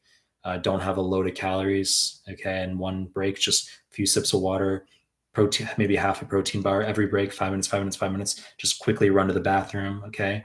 And I had a student ask me saying, like, Mike, when you say run to the bathroom, do you mean like actually use the bathroom or like just like wash your face? Like, what do you, can you explain? And it's like, bro, like you fucking serious right now? But I get questions like that. I just interpret that as like people need stress, like they're like people that need stress outing, like some outlet for their stress. Let's see. Where was I? Chat just moved. The tradeologist, thank you very much. Mike, best wishes from Egypt. HUD, do you recommend Kaplan QBank after solving UWorld Amboss RX? Laughable, bro. Laughable. This isn't 2004. Okay. So Kaplan QBank is atavistic at this point. It's an obsolete resource. Kaplan exists within the B2B domain, business to business, where Kaplan has like, they do well in terms of organizing course. They proctor courses with schools. They interact directly with schools so that when your bullshit med school has nobody passing the CVSE comp or the USMLE, they get like a 20% pass rate at your med school because the professors don't know what they're doing. They don't have you guys cater to the MBMEs, and they outsource you to some fucking program like Kaplan. That's how Kaplan makes money right now. That's like that's the vestigial function of Kaplan. I shouldn't say vestigial function. It's their current function, but they're like a vestigial appendage as far as USMLE prep is concerned. They used to be much more of a salient resource, B2C, business to consumer. Business to consumer is like, people go out and you're like, I'm gonna do Amboss or UWorld. That's like B2C, right? You do it directly. No one goes out and voluntarily is getting Kaplan QBank. But that's their fault because they, over the years, developed a reputation for being highly nitpicky and pedantic, testing obscurities. And that pays forward. That's paid forward. I wasted a lot of fucking time doing Kaplan stuff when I was prepping for USMLE. It was everyone was trying to get a 280 at the time, but a lot of that material is just misguided. Adley, do you think coronavirus has become high yield now for STEP? I do not think so. I do not think so. You could know that, RNA virus, helical nucleocapsid, single-stranded positive sense, non-segmented coronavirus, right? You want to sound sophisticated. But that's what happens when you have a numerical step 1 back in the day is people actually learn shit. Holy shit, right? People are not going to learn that now. People learn less. People know less now because they have a pass-fail step 1. Mandy, man, bro, my dude. Okay. Well, you want to take a dig at my appearance? I'll just block you from the channel. Here we go. There we go. Peace. No fucking idea who you are, right? It's like it's sort of a continual thing. Do I need to give a speech every fucking live stream about like appearance and like, it said you got to handle people going after you, when you're growing in influence, you have to handle that. But now I'm just like, peace. Now you can, if you're seeing this and you're all like umbrageous or irascible, you can run to Reddit and make your little thread about how Mike's mean, right? You could be like, his resources fucking suck. Don't do his resources, right? Turn you from a follower who's in my live streams to a hater in 0.4 seconds because you had to make a dig at my fucking appearance. And then you got what's coming, which I just block you. And then now you're upset. Now you're going to go make your little thread on Reddit. It's a nice little sequence, isn't it? That's pretty, that's your sequence. It's a game of chess. I could easily, I have the EQ. I'm not like ignorant. EQ could be like, you know, engage in communication, maintain you as a follower or something. I'm like, nah, I'm good. Peace. Uh, Ushti Ganga Lambrala Gadikola. Thank you so much for your help. Exclamation point. Moise Escobar. Are offline CMS forms still relevant? The answer is yes. Is the content still up to date? There's like 3 questions that are not up to date, but it doesn't matter. I still want you doing all of them. Shadi Mas. Best wishes from Israel. That's cool. Shadi Mas. Gloria. Oh, and thanks again, Toby. I'm now encountering your giant cyan rectangle once again. Um, Gloria, please, do you plan to add path and microbiology to your step 1 PDFs? Probably. I mean, high yield dermatology is loaded with micro, okay? And maybe you already know that I have on my YouTube playlist not just the micro 3 to 5 minute MCQs, but I also have 45-minute PowerPoints. Holy shit.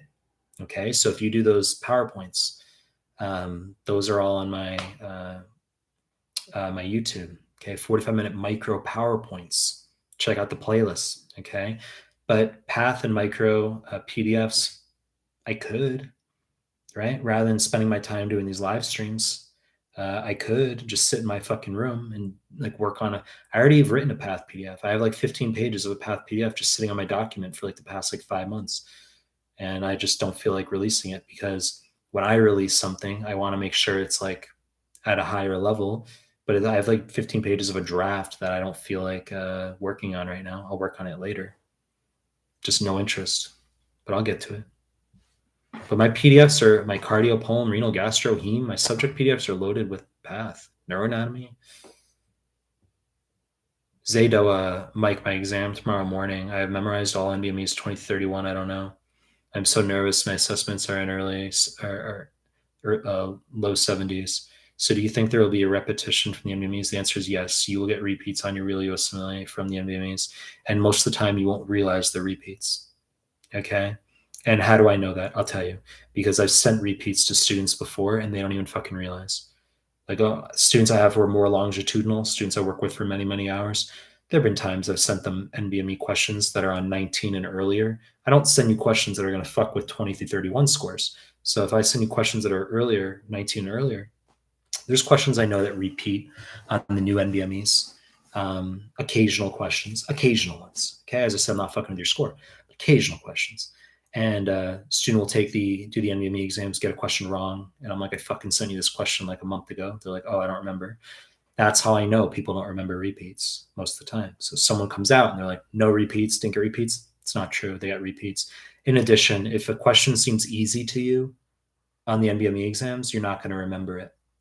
You're not going to remember things that were easy to you. So that's also a negative against remembering repeats. But the questions do repeat.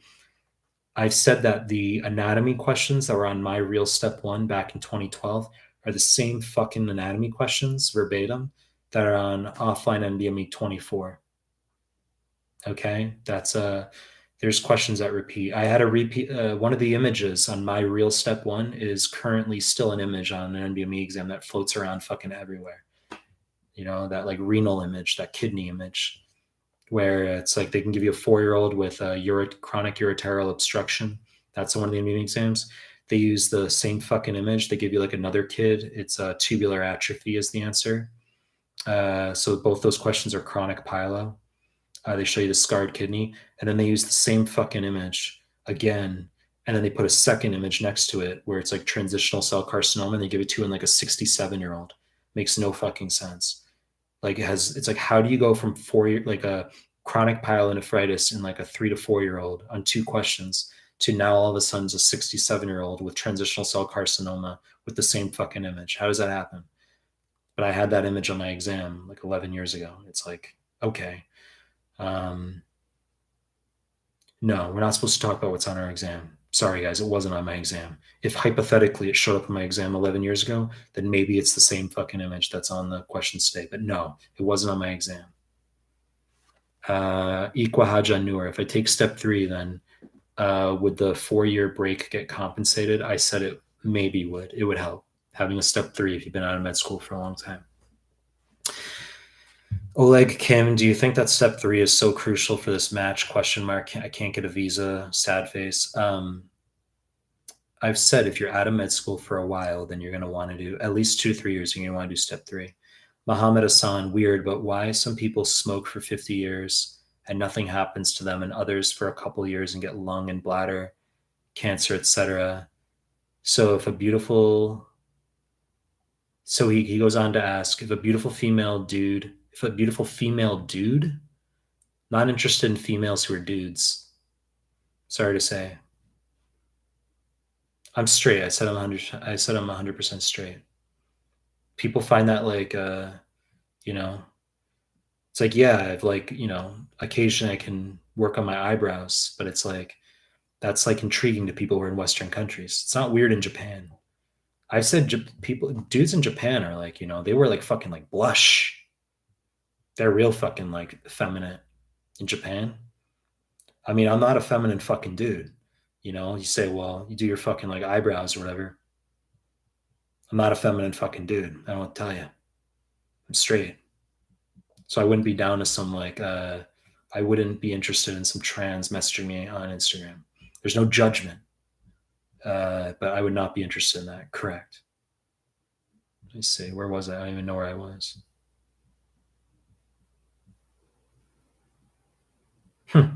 Username A asks, based on your experience, what is the biggest struggle that your students face? I've said that possibly the greatest the highest frequency impediment that I observe would be students not being able to move forward with QBank and their prep because they feel like they're not remembering things enough, where they constantly have to annotate or convert every little factoid into Anki, study Anki. They have their self-review system. That's an impediment. So I just push through. I want students to push through 48 questions a day. That's what I said. That's probably the biggest struggle, quote unquote, biggest impediment. That's probably what I observe. I review things asks, Giga, how much neuro is on step 1? Depends on your form. Some people have a little, some people have a lot. June Lee, what kind of Korean food? I had a kimchi soup. I had like a beef dish, and then I also had 2 massive chicken dishes. But it was the fried chicken, but I like cut a lot of the skin off. So I had like a little bit of skin with the sauce, which is like really delicious. But like most of the delicious fried skin I left off just for obviously like fitness purposes. But that's like I love fucking Korean fried chicken.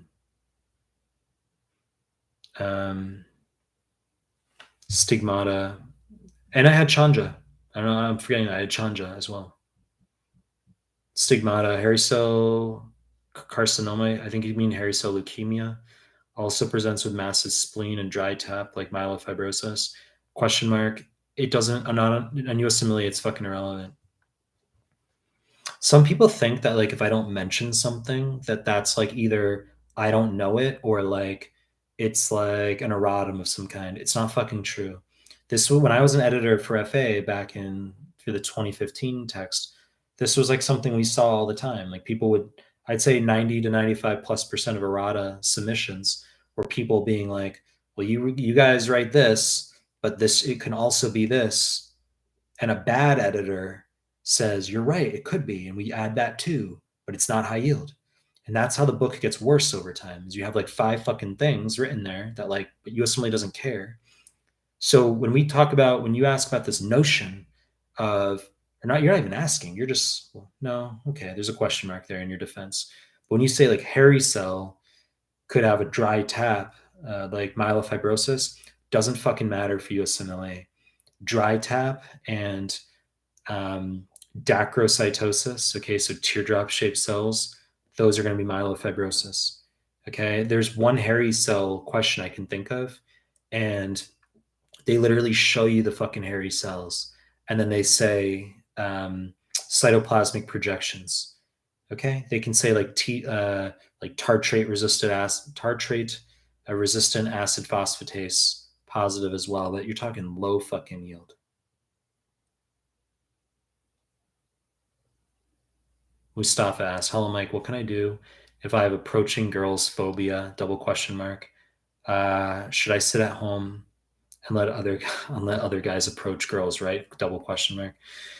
Yeah. Well, I mean, look, I mean, you guys are here for my medical talk, but um, for some of you guys who are really trying to go out and meet new people, there's no entitlement. Okay. I mean, these conversations coming from me can get people triggered very quickly. So I have to be mindful and cognizant of what I discuss in my live streams. But the point of consolidation is that if um, you're seeking somebody, you're seeking company, you have to be proactive and go out and meet people. That's really important as a dude. Okay, it doesn't relate to intent necessarily. It's what you choose to do with it. You can go out as a dude and open 150 women in a station, and your aim could be that you want to get married with a white picket fence, you know go to uh, synagogue, church, mosque, frequently. You want a dog, cat. That's your aim. Other guys, they want to go out and they want to you know have increased relations. But regardless of what your goals are, you have to be proactive and you have to go out and do that. Gloria Alu Fohai, do you think telerotation can help in surgery specialty, or does it have to be U.S. clinical experience? I'd say probably it's really just about the letter. I think whatever experience you have is like literally nominal. It's ostensible, like it's more just a veneer. Um, no one really cares about the actual experience. Like you did 2 month observership in X in Minnesota or something. No one cares. It's the letters. You just have to have good letters. That's what it goes hand in hand with that. Can you explain the difference between each of your YouTube membership tiers? Thank you in advance. Well, I said before that YouTube's fucking uh well, I don't want to like what? I don't want to slander YouTube when I'm using their platform. The YouTube memberships could be better in terms of how they're just different price tiers. Like the things that you can do that you gain access to with each tier are like not great in my view. I think the way that YouTube could incentivize people to get higher membership tiers is if you were, let's say, Sebastian, you were to purchase the fucking honorable benefactor highest membership tier in my channel. You say, well, why would I do that if I'm not going to get any perks specifically, right? Compared to like silver or whatever. I'll tell you, if YouTube just like put a little icon next to your name that like made it clear, oh shit, you're a fucking top member, you're an honorable benefactor. They don't do that. They don't allow for that. It's all the same. Like June Lee's a member, right? June Lee, you're a bronze member and you got the icon there. That's cool. The icon changes color depending on how long you've been a member of my channel.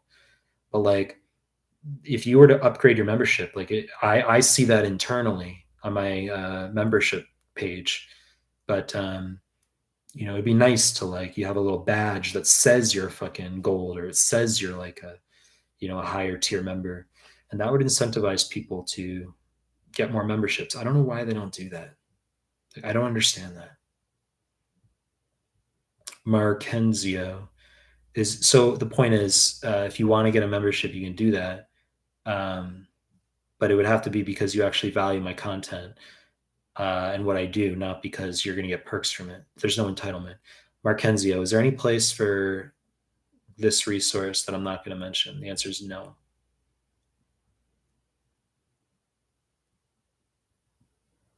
June Lee, what do you think about guys receiving Gardasil? How beta is it? Why would that be beta? Why would that be beta to um, protect yourself against HPV? It's recommended for boys and girls 9 to 45, 3 doses. And if you get it between 9 and 14, you only need to get 2 doses. But I mean, I think that's good to protect against that. Why would that be beta? Unless you're joking, right? Especially if you're promiscuous, wouldn't that be better to have that? Right? Um, I mean, I had the shots when I was 27. I was living in Australia. The university that I was at, University of Queensland, is actually where it was fucking produced. That was like weird. That was weird. Like I've actually like it's like believe it or not, these like inventions occur at certain locations. And it's like the HPV vaccine was developed at the fucking university I was at in Australia. And then another thing that's weird is when I was living in Boston for my undergrad, and I was working at the genetics department there, the geneticist, Aubrey Malinsky, that I was working as a billing assistant in his office, he was literally the fucking person. I'm not joking. He was literally the doctor the geneticist that discovered that folic acid was necessary for neural tube development in the first 3 to 4 weeks pregnancy. Like you say, well, that's like common knowledge. Like obviously, right? Maybe many years of research in many different fields. He was literally the fucking person. And I was like working in his fucking office and like I would chat with him. Like he was the one who discovered that. I just thought it was interesting. He's a good guy. He's a really good guy. Hope he's still around. He was an older guy. I mean, what am I gonna do? Talk for like 10 minutes now about about my relationship with him and like, I mean, what am I gonna do? Or am I gonna continue with the medical questions here? You're not here for story time. You're here for like me to answer your USMLE questions. So is Mohammed Hassan? So is pass fail a disadvantage or advantage now? Because you say people know less, which in my opinion is good, especially for shit basics. Do you know why they changed it to pass? It's a long discussion. I talked about it. I think it's a disadvantage for people who are number one capable of scoring very high. I think it's a disadvantage for anyone who's capable of scoring very high. It's a disadvantage, especially if your grades are weaker, but you can score high. It used to be a way that like you might be average in school, but you could get like a fucking like 270 on your step one, and that was a way to shine. They don't allow that. It's an advantage for people who can barely pass because it masks your 198. It masks your shitty 200. Okay. So it's just a pass now. And the extrapolation to step two skate score, I mean, there were people who did shitty on step one and then well on 2CK. It's not always like, commensurate the scores like you might imagine. So, and then in terms of like, the more subjective stuff, knowledge base wise, I mean, you could make an argument that yes, you don't have to memorize bullshit like molecular subunit enzyme type stuff, or like weird nitpicky micro. Um, I guess it's fortuitous in that sense, but I feel that it's lessened medical education because now you guys know less because you're not incentivized. If you're not incentivized to learn it, why would you? You know what I mean? It's even now, if I were going back 11 years to sit the step one and it's no longer numerical, it's pass fail, I wouldn't have been incentivized the same way either. So, but as a tutor, it's actually been a very it's been a good thing because I can teach high yield like concepts and not cater to like minutiae. That's a plus. Um, but the exam got harder to pass. So that the exam got harder to pass. They moved up the internal pass mark from 194 to 197, but it went to pass fail. And then you say, do you know why they changed the pass fail? Yeah, I know why. It's because you had some old white butthurt admin who reminisced for the days where people actually attended their bullshit med school lectures, right? That's what they reminisced for. So you don't have to go to med school to learn USMLE stuff. You don't have to set do you guys not watching the stream? Do you not agree that like going physically to med school class is a waste of time? Like, wouldn't you rather sit and do like UWorld or MBOS for like 12 hours and like get all your questions done, study the NBMEs, like do what you need to do? Like, you could literally sit in an apartment in Iceland for 10 hours a day, not even go to med school, and you could learn UWorld and do like better on the USMLE than someone who's like has to go in physically attend class with their clicker to show that they're there. And so over time, you had USMLE prep move to resources external to med school, that is QBanks, et cetera. And so people stopped going to lectures. So these old white, admin, these professors who used to probably back in the good old day have like lecture halls packed with 150 people, because if they didn't attend lecture, there was no fucking, there was no learning. There was no like internet, none of this stuff. And these are the people who, that's what they grew up with. That's what they're in med school with. Everyone went to lecture. You had to, with the chalkboard. That was it. Now they're old and they're the ones in control. And they were like, well, we want people going to we don't want 28 people going to, that's it. Only 28 people showing up at our like bullshit ethics lecture. We don't want that. We feel butthurt and upset. So by making the exam pass fail, where you're no longer going to be focused on trying to get a 280 on step one, you're not going to be hardcore focused on UWorld external to school. What does that do? It now makes the first 2 years of med school and your class rank more important than it was before. If before, when we had a numerical step one, what mattered? Step one, score numerical. Step two, score numerical. Your grade / class rank. Well, if you make step one pass fail, what happens? What's going to be important? Okay, now you got step two, CK, score numerical, and just your class rank grades. So it's increased the fraction of importance going to 2CK. Now 2CK is hyper important, whereas before it was just important. And now class rank grades are hyper important, whereas before they were just like important. So people will go to their fucking lectures again and be like, wow, I used to have 28 people in lecture. Now I have like 60, 70 people in lecture. I feel less butthurt, even though it was selfish. And I now, my committee and I decreased the value of medical education, and we decreased the knowledge base of doctors going into the whole future generation of doctors. We decreased their knowledge base because we now have a pass-fail exam. They're not going to be incentivized to study. It doesn't matter. It's okay because now I have more people at my bullshit lecture, right? That's what it was. It was a selfish decision. It was so obvious. It's so conspicuously and transparently, pellucidly selfish of a decision that decreased the quality of medical education. That's why it warranted that Jeremiad that I just went on. Mohammed Hassan, Reddit is 90% whining people. Dr. Amar Satar, do you think fish toxins are high yield? Ciguatera toxin, yes. Hot feels cold, cold feels hot. That's temperature dysesthesia, Ciguatera toxin. Blocks sodium channels.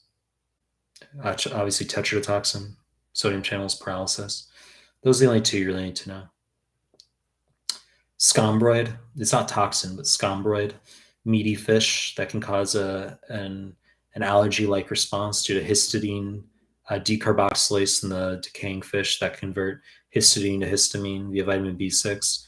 And histamine can produce an allergic-like response. So someone eats, for example, if you're 6 years old and your parents give you a little piece of mahi-mahi or swordfish and you get like a rash to it, it's probably, and they're perfectly fine when they eat it, it's probably you're allergic to it. If you're like 39 years old and you've never had an allergy to fish your whole life, and you go to like Bali and you have like this weird allergic, like asthma like response to like eating some fish you had there, that's scombroid, and it's frequently misdiagnosed as allergy. Okay, it's histamine that's produced in the decaying fish. But you don't get, and anecdotally, when I was living in Australia, it was like in the news that like there was a mom and a daughter who had a history of severe asthma. They went to Bali and they both died from scombroid. Like everyone in the restaurant got like sick from scombroid, but that because they had history of severe asthma, they didn't tolerate it well and they had died from scombroid. But you don't get scombroid from shellfish. You only get it from meaty fish. So if they give you someone who ate like shrimp or something, shrimp, what the fuck am I saying? Like clams, and they get an allergic like response, that's not scombroid, that's shellfish allergy. So they'll do that on the USMLE. Like I'm telling you about scombroid, this like weird thing, and you're thinking like, okay, you're all trigger happy now because you know a weird detail and you want to choose scombroid. Be careful if you get like clams, shellfish on your exam, and there's an allergic like response. Scombroid, wrong fucking answer. It's shellfish allergy because these answer choices are often numerical. So it'll be D, scombroid. It's fucking wrong. You're gonna choose choice E, shellfish allergy. Stigmata. The Romans believed men. Let me see what this is. Dude, I'm fucking straight.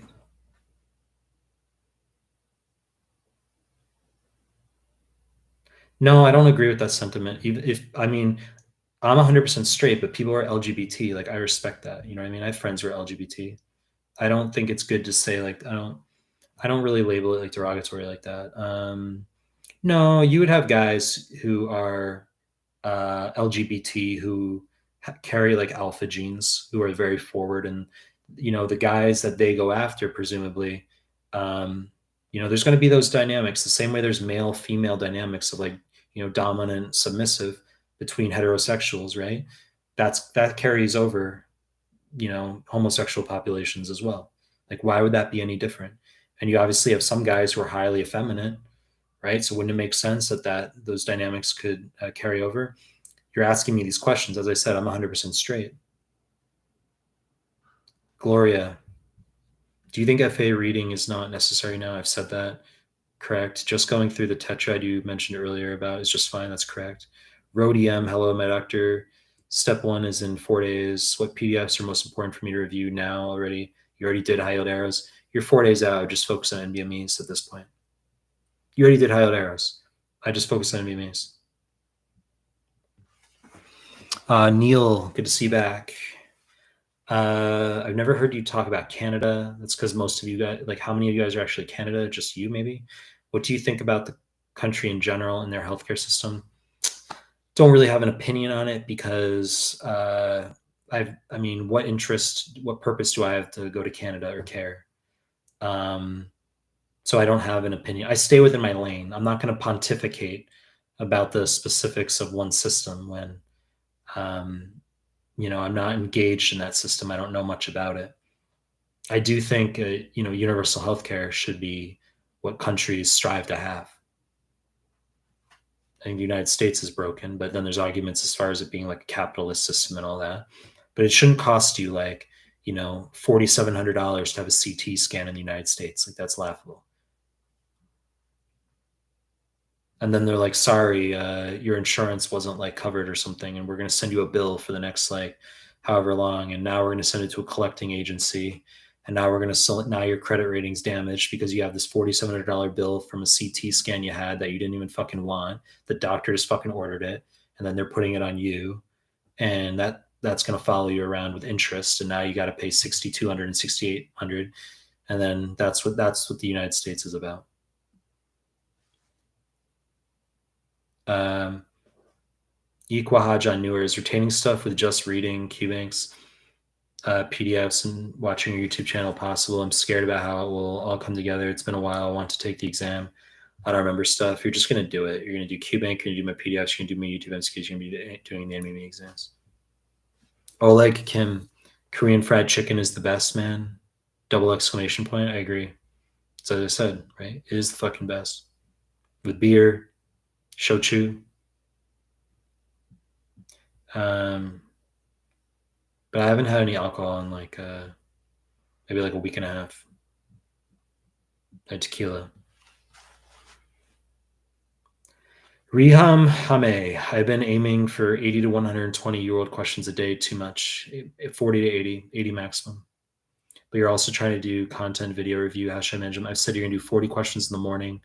That's fixed. Then you're going to do a lunch break. Then your afternoon, evening is going to be 40 more questions. You can titrate up to 80 questions, or you can just do my PDF/YouTube MCQs. Mohammed Hassan, I don't understand. What does beta mean every time it is mentioned in the chat? Beta, man, what is that? Fume God, what's good, Melman? Poppy, hope you're having a wonderful day.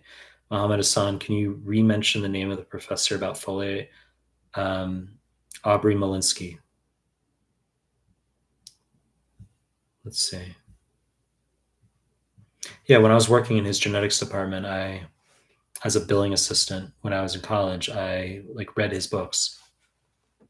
Like, I would go to the hospital library and I would get out his books and I would read. I read about like folate.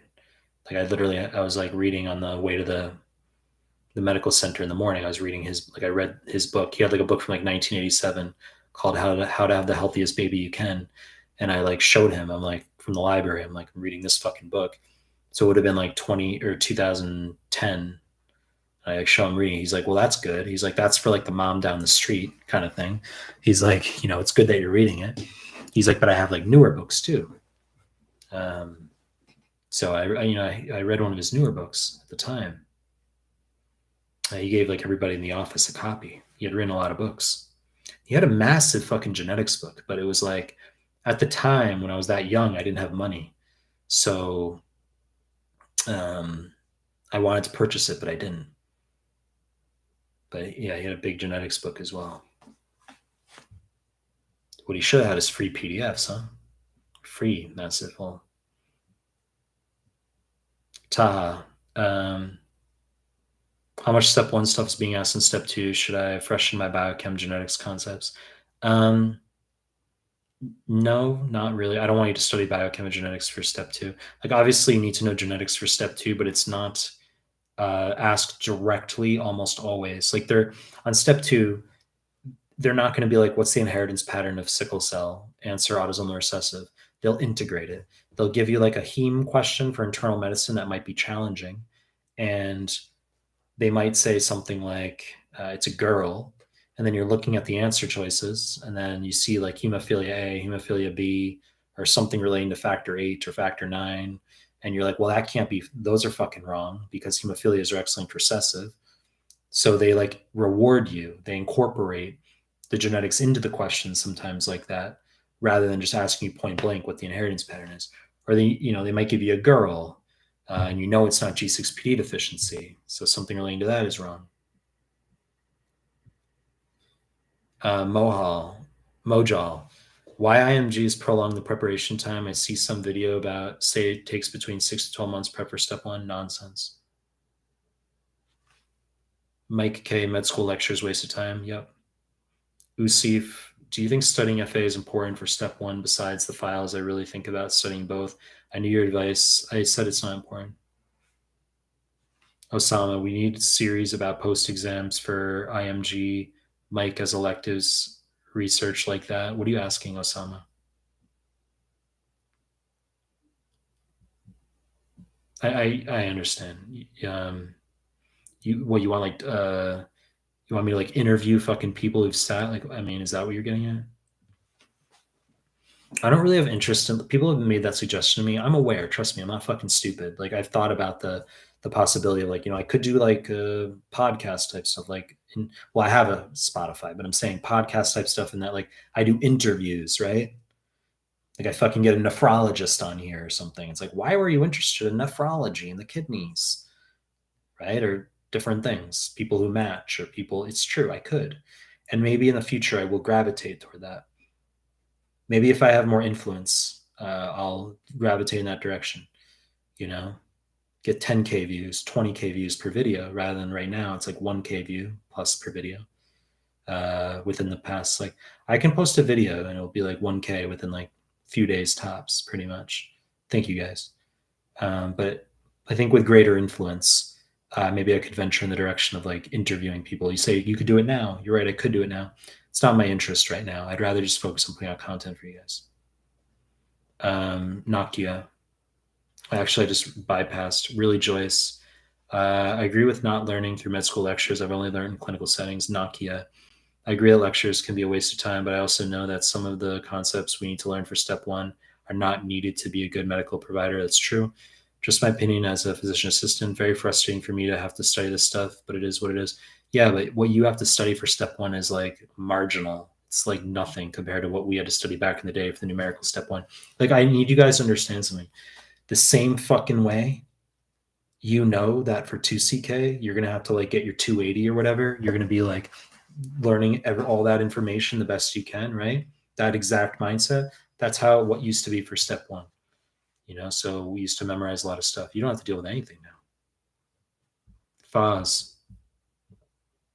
You can only pick one exercise to do for the rest of your life. Which would it be? Pull-ups or lat pull-downs? They're the fucking same. Do you mean push-ups or lat pull-downs?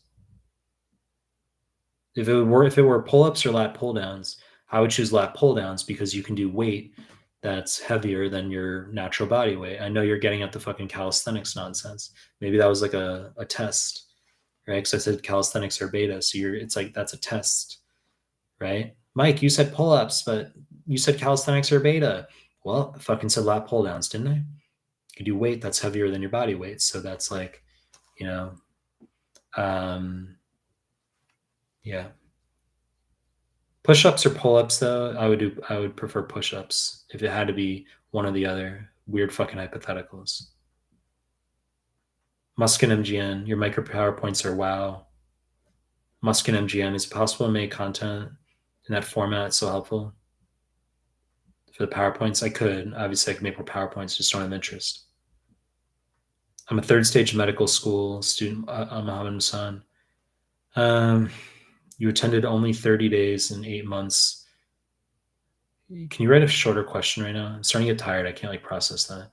Sunny, mammogram guidelines in May were changed to 40, down from 45. What should we do if it comes up in the exam? I've said that if they've made changes in guidelines like that, like colonoscopy from 50 to 45 or mammogram, let's say from 50 to 45 to 40, depending on, first of all, it's depending on which organization / committee has a recommendation or association. But I've said that if they implement something like that in a question on the real USMLE, it's not going to be equivocal, meaning that they will give you a question where, let's say, four of the answers are definitely wrong, and then you're left with, oh shit, mammogram at 45. Okay, it could be something like that.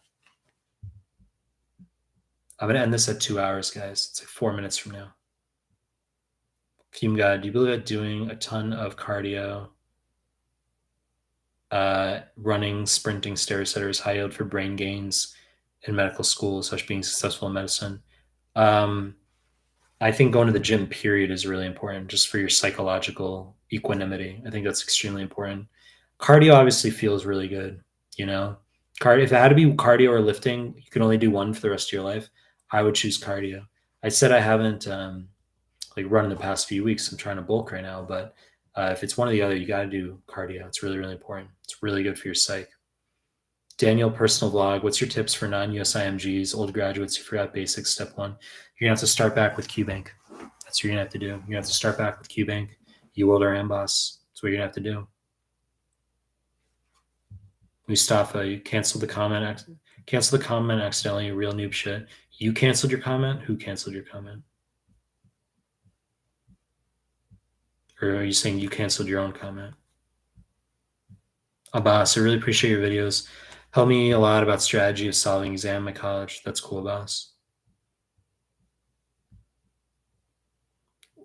Wick Vetter. I have a plan to do your PDFs about endocrine, cardio, GIT, respiratory, renal in next 3 or 4 days. That's good. Adi Sharma. Did you always know that you wanted to do this, i.e. tutoring? If not, what triggered the change? It was more just I was tutoring while I was in med school already. And I always had like word of mouth. I had that's what started it. And I was like able to support myself on it. And then I moved to Japan and then I just grew it from there. That's a long discussion. Abbas, we need your opinion about medical specialists. What do you want to know? Doc Hajar, my step one exam is in August. It's August 11th. It was March, but I postponed because I felt not ready. Now I'm following your strategy.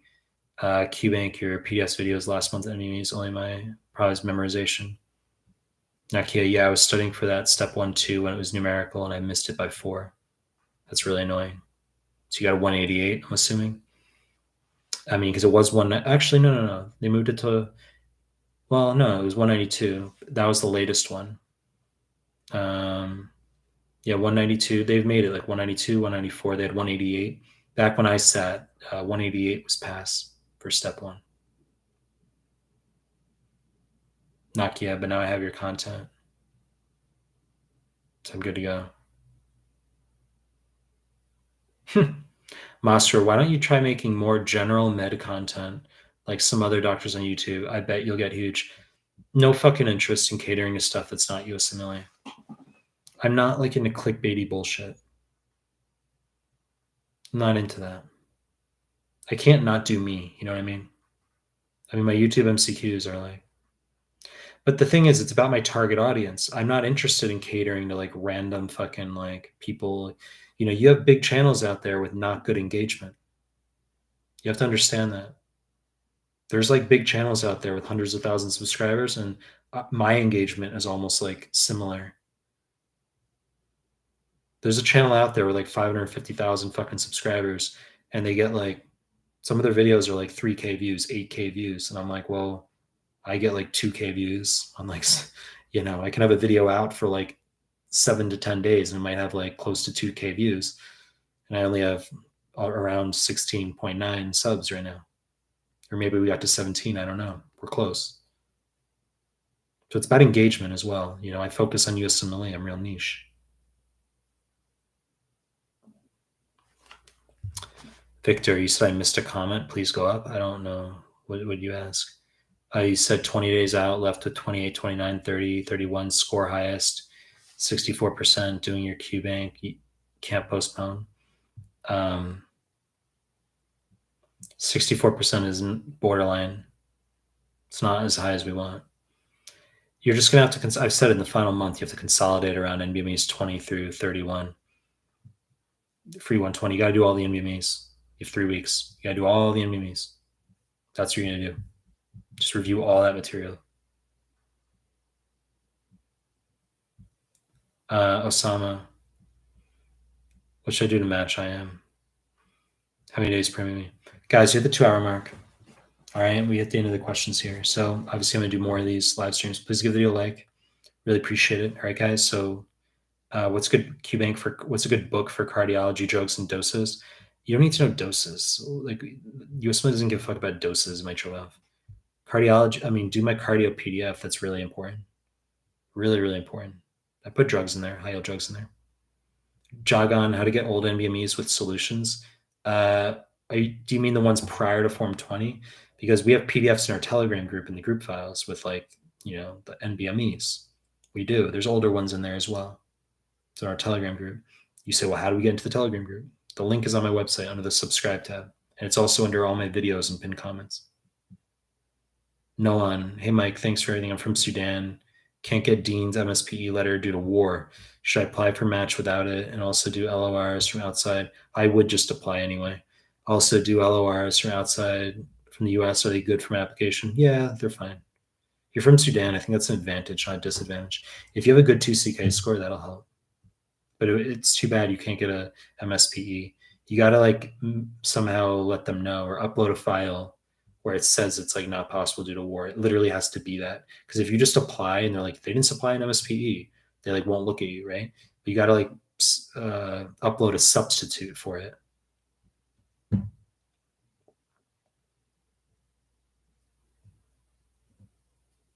Abbas, pros, cons about being a cardiologist and hematologist.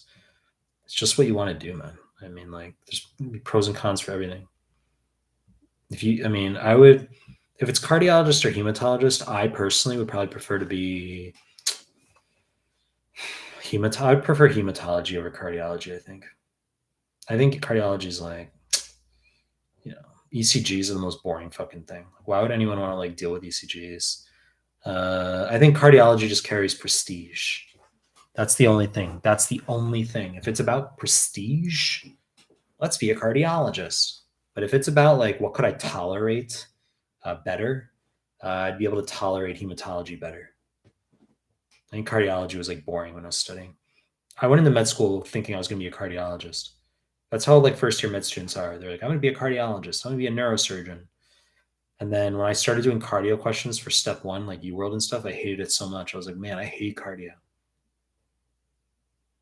Equahaja or newer, how many days per NBME? I said 2 days per NBME, usually.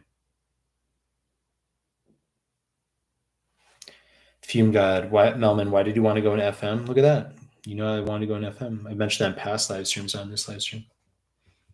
Guys, give the video a like. I had a really good experience in FM when I was in Australia. I did FM, I did rural family medicine.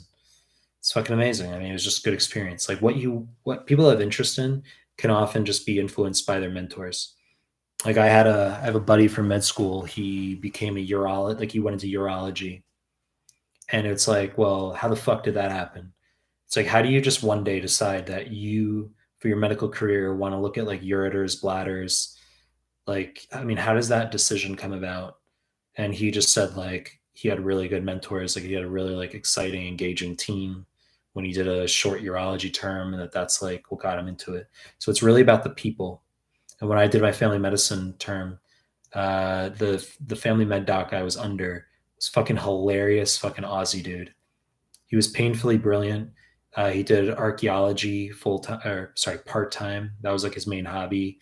He was also a rugby like medic. He did a lot of like coaching in rugby in the past. He was a rugby medic, and he brought. I was with another med student at that clinic. He like brought us out one Sunday to a rugby game, and we were like, just we were there as like medic standby. There was like one bit of suturing we did, and at the clinic, it was just lots of jokes. It was just, he was a great fucking mentor. And it just made family medicine fucking amazing. Like when I was there, I loved that rotation. Like I loved waking up and going to that rotation. It was so fun being at that clinic. Meanwhile, other people, like they might be at some boring fucking clinic, like in the city, and they have nothing interesting. And the person they're with is like, doesn't really engage them, just nothingness nonsense. They watch the clock go by, and it's like, they don't like family medicine. It was boring, right? That can happen. Jay Moore, thanks for the super chat. Appreciate it. Hey, Mike, sitting step 1 in 2 days. Cheers for all the resources. Much appreciated. Thanks, Jay Moore. Appreciate it. Appreciate it, Jay Moore. Where was I reading? I don't even know where I was fucking reading. Foz, appreciate you answering all these questions, Dr. Mike. Gene Paul, what is the hardest system for USMLE step 1? Just depends on your strengths and weaknesses, right? Mitral valve, what do you specialize in? I've said I'm not a cuck doctor. I specialize in USMLE. Mustafa, do people ask you to diagnose them on random occasions when they find out you're a doctor?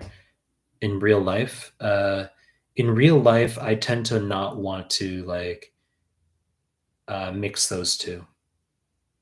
In real life, like if there's like, I tend not to want to do that. I can ask questions, but I tend not to want to do that.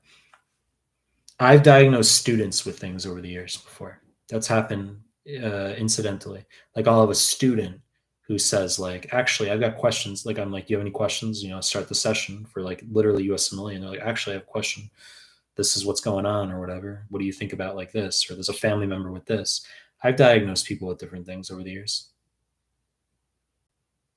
I diagnosed a housemate with Meniere back in the day, which is like asymmetric waxing waning tinnitus vertigo. I fucking told him he had Meniere like years ago, and then like 6 years later, he was like, "I finally found out what I had. It's something called Meniere." I'm like, "You're a fucking asshole." I'm like, "I fucking told you like 20,000 times it was Meniere.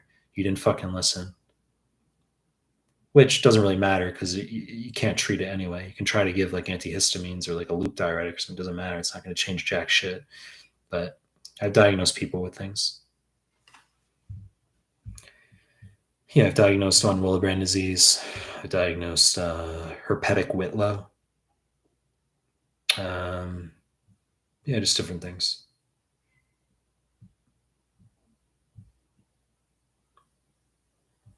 Celiac. No on.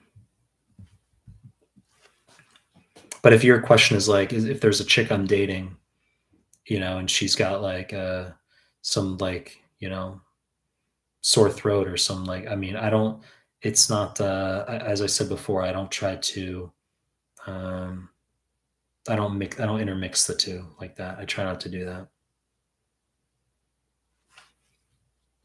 What makes an IMG applicant stand out for general surgery, prelim surgery, residency besides TCK score? Yes, same fucking question twice. No on. It's just your 2CK score that they care about in your class rank. That's pretty much all that matters.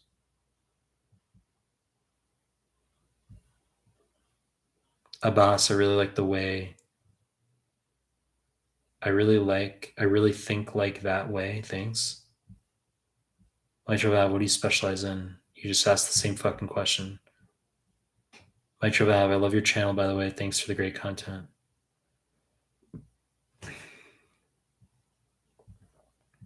Sabah, I took step 1 yesterday. I feel like I did eat bad, even though questions weren't that weird. Is it normal to feel this way? I'm like cracked out right now. I gotta end this fucking live stream. But I've said that, like, I already talked about this in this live stream. I said that how you feel coming out of your exam doesn't relate. It's untethered from how you actually performed. You can feel shitty coming out. You performed well. You can feel great coming out. You did shitty. So I mean, there's no tethering. Mitral valve. Have you ever seen a histrionic student? I mean, like histrionic qualities versus actual histrionic personality disorder. I don't think I've seen like histrionic personality disorder. No, like not really. I mean, obviously histrionic qualities once again are different from like that's different from histrionic personality disorder. People who are histrionic are highly sexualized, bright colors, right? They wear very bright colors, very dramatic. But it's usually like always, and it's attention seeking. Like they come in with the purpose, like their intent is to get attention. That's like part of it. It's not like a primary gain disorder. It's not like a factitious disorder, but like part of the interaction is like um, they're like trying to really get like attention. Sportiac. Suggestion for anyone who's starting step 1 prep with weak basics, please answer. I've already just said do QBank. And you're going to do my YouTube MCQs, my PDFs. Sportiac. Adam Gaby, if you would go to residency in the US, where would it be? City, burbs, rural? I wouldn't do residency in the US. I have no desire to be around guns. I've said that. I said I would probably do like residency in Hawaii, if anything. If I had gone that route, I would have done like family medicine maybe in Hawaii, but I don't have an interest in that. What are your recommendations for choosing an area for residency? I mean, you'd have to choose whether you want a city or like more of a suburban area. And you might have to I would consider the politics of the area as well. Do you want a very liberal state? Do you want a conservative state? Do you not care? But that's the leverage you have. You have a good score. You can choose where you want to live. But if you have a shitty score, you can't have entitlement. You're going to go wherever.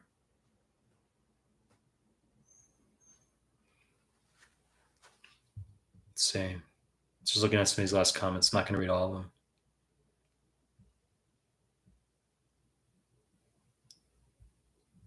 of them. Watervland, you're like, I don't know if you remember last time I asked, you told me I need 3 months to finish the rest of my prep when I had only 2.5 months. Do you recommend I postpone my date then? Bro, I have like no, like you think I retain like what I talked to you about like in some previous fucking live stream or something? And then you're probably like, well, it was this live stream. Still don't fucking remember. Like my memory span for this type of thing is like extremely limited.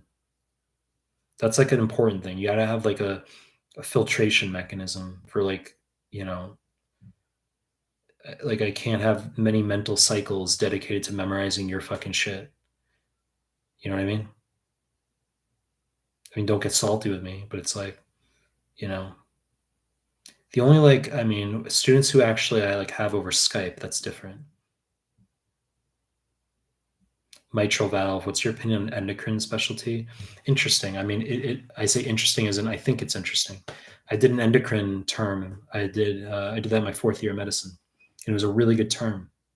It was a really good term. That was actually one of 2 rotations in hospital where I was like 12 hours a day, like in the hospital working.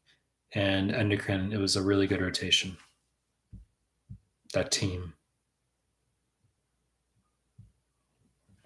Waterblend, I need to finish remaining 47% UWorld. Gene Paul, being nerdy and cuck as a doctor is a turnoff for chicks based on experience. I mean, it depends, right? Because you're gonna get some chicks who are into cash, right? Right? Meet some chicks, you're like, well, I'm a doctor, I'm working the hospital here, right? They're into that, right? They're into the cash. It's not gonna hurt for them to like, tell their parents or something if they met some doctor, is it? Right? Better to tell them that you work in a hospital as some cuck doctor. You don't have to tell them what I say. Be like, yeah, it's like graduate med school, do like my own thing, kind of thing, right? It's like, what do you say? It's like, it's better than that, right? Yeah, I'm in medical education. Uh, I tend not to tell people I'm a YouTuber or that um, I don't like tend to, I tend not to do that. It's like hit or miss sometimes.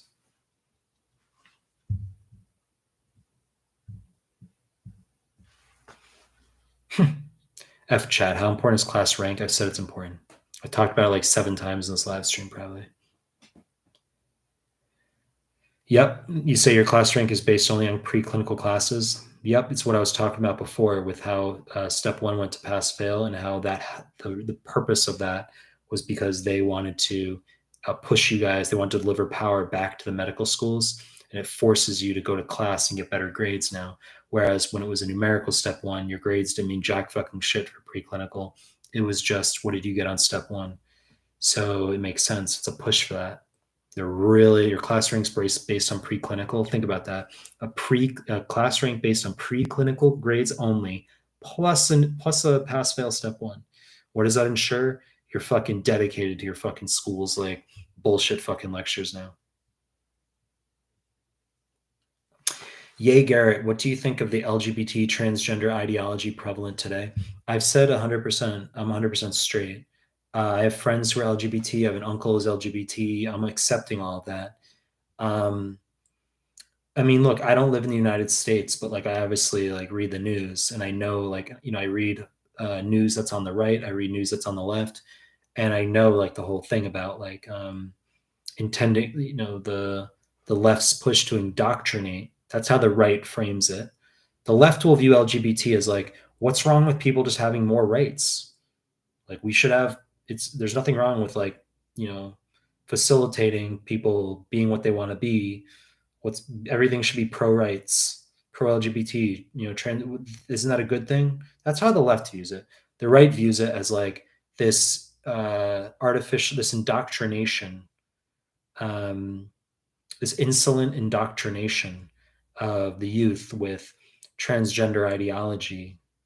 Um, but I think it's an extension of feminism, truthfully, because you have women who are pushing to be the pants in the relationship. They want to have their career. They don't want kids the same way they used to. And then they will shame guys who are alpha into being more beta so that they're the female in the relationship. So they just don't have kids. And she's the one making the money. You've reversed the fucking genders now. He's the one like nursemaid. If they have one kid, he's the nursemaid wearing his like fake bra. And like, he's the one playing nursery while she goes off and does what she wants. She's like, I'm gonna go to the gym. And she's like, I'm gonna do my like career stuff while he's the nursemaid. Um, so I think it's like an extension of that. People get triggered, people I think, it's the end result. It's the culmination of like the genders flipping until finally, why don't we just become the opposite gender? Now let's just have guys become women so that they are finally they complete their transformation. And why don't we have women become men? They complete their transformation rather than just like a personality thing. It's the culmination, it's the end point of this movement. You have populations declining. Now that you have rampant abortion and plan B, and you have transgenderism, which is going to even kill the populations more if more and more people do that. There's nothing, I'm not arguing against like people have the rights, you have to be careful with what you say. I'm not disparaging. I'm not saying there shouldn't be rights. It's nothing of that nature. It's more of like, it's an observation. It's an observation. Okay. That's probably my view on it. Is it seems to be an endpoint or culmination of rising feminism and the genders flipping, where guys are pushed to be more beta and rewarded to be more beta, and shamed and canceled for being alpha.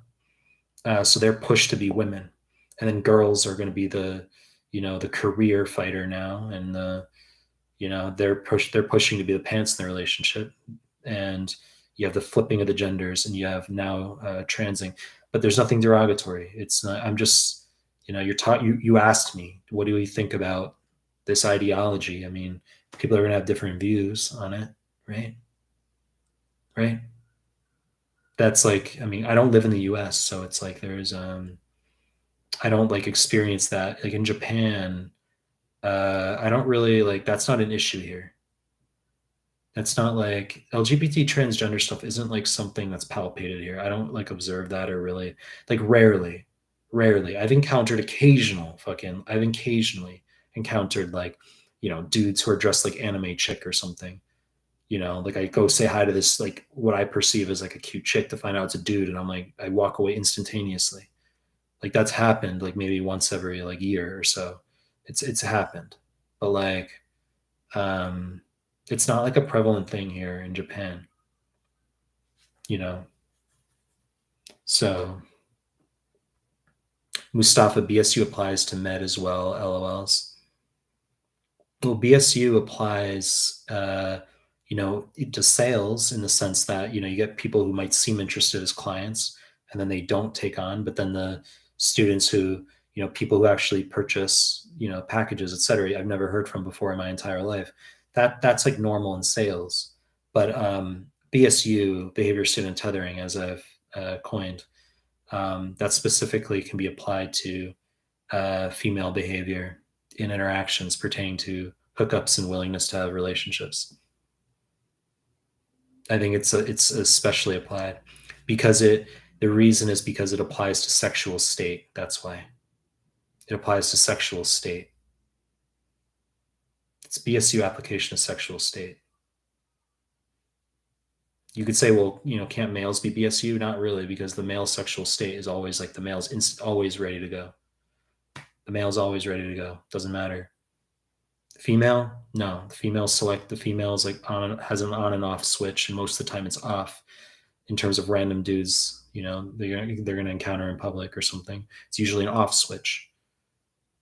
You know, if a guy walks up to 200 women on the street and says, "Do you want to go watch a movie right now at my place?" 199 out of 200 are going to indignantly say no or think it's a joke or something, be like, "Not right now," or "No, sorry, I'm busy." 199 out of 200. If a girl walks up to a guy on the street and says the same exact thing, if a girl walks up to 200 men on the street and says the same exact thing, "Do you want to watch a movie right now at my place or even at your place?" After a momentary, like, is this a troll? Where's the camera? Is this a joke? Am I being trolled right now? And it's like, no, I'm serious. Do you want to watch a movie at my place? 199 out of 200 dudes would be like, sure. Random, it would be like, I've said that before. I've said that before.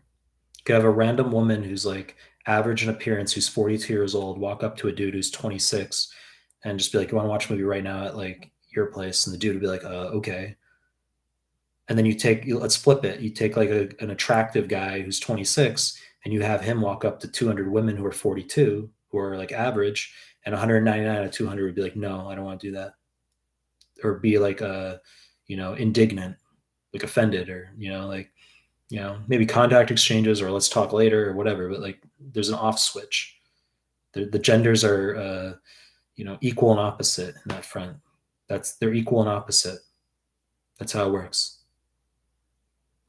Faz, what is it? What if our school doesn't do class ranks?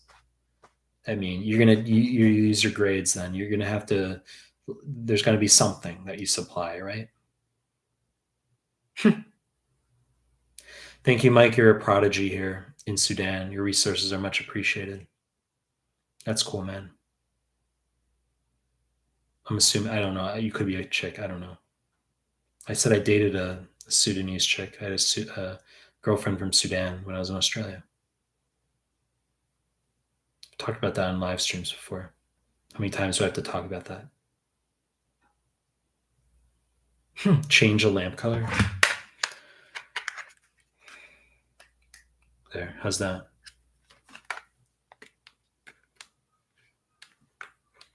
There. Um, I don't even know where I was in the thread. Were there that many more questions? I didn't think that there were more questions, but apparently there are. Mitral valve, you passed step 1 and 2 for my content. Helped me a lot. Thank you, King Melman. Mustafa, how good is Hawaii? Checks. I was in Hawaii for 2 days. A lot of Japanese go to Hawaii. They go to Waikiki. But I was in Hawaii in 2018 for 2 days.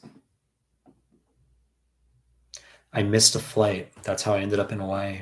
I was flying from Boston back to Japan. I had to catch another flight in Hawaii in Honolulu, and the airline fucked up. I was pissed the fuck off. Uh, this is what happened. They basically like told me I didn't need to leave to. It was one of the situations where it's like you had to leave security, go get a new ticket, and then come back in through security. It was like one of those changeovers, but they didn't tell me that. They're like, no, you don't have to leave. They're like, you're fine. I asked like a staff member, they're like, you're fine. You don't have to do that. And then when we were boarding, they're like, no, you have to do that. There was a miscommunication. I couldn't catch the flight. And I was like irate. I was furious, furious. And what happened was I ended up spending 2 days in Hawaii. It's not like I was in like Detroit or something. I was in like, in literally fucking Hawaii. And they were like, well, the next flight isn't for 2 days. And I was like pissed initially. But then it was like, I ended up getting I went to a nice hotel. I stayed in a nice hotel in Hawaii, in Waikiki, walked around the fucking beaches. And I actually met a chick. I met a chick while I was there. Japanese chick. And we dated a little bit. That I think about that. Not like that she specifically is like, OMG, this memory, this chick. It's not that. It's like a life perspective that like I can that memory comes to the surface occasionally in life when like an extreme fucking 11 out of 10 inconvenience occurs where I like can reflect on that. I'm like, I remember how angry I was. I remember how like irate I was that I wasn't able to get on that flight. Like I remember that. I was so angry. And then it turned into like a good experience. And that was like, that's life experience. And that other things in life, like occasionally you miss a fucking train and you're pissed off. You missed it by 30 seconds. Now you got to wait fucking 20 minutes. And that's like minor. Or like something else happens. There's an inconvenience. Things have a way of like, you know, things have a way of working out sometimes. Let's see. She was like gaijin hunter. It was like she was trying to practice her English, and it was like what do you expect, right?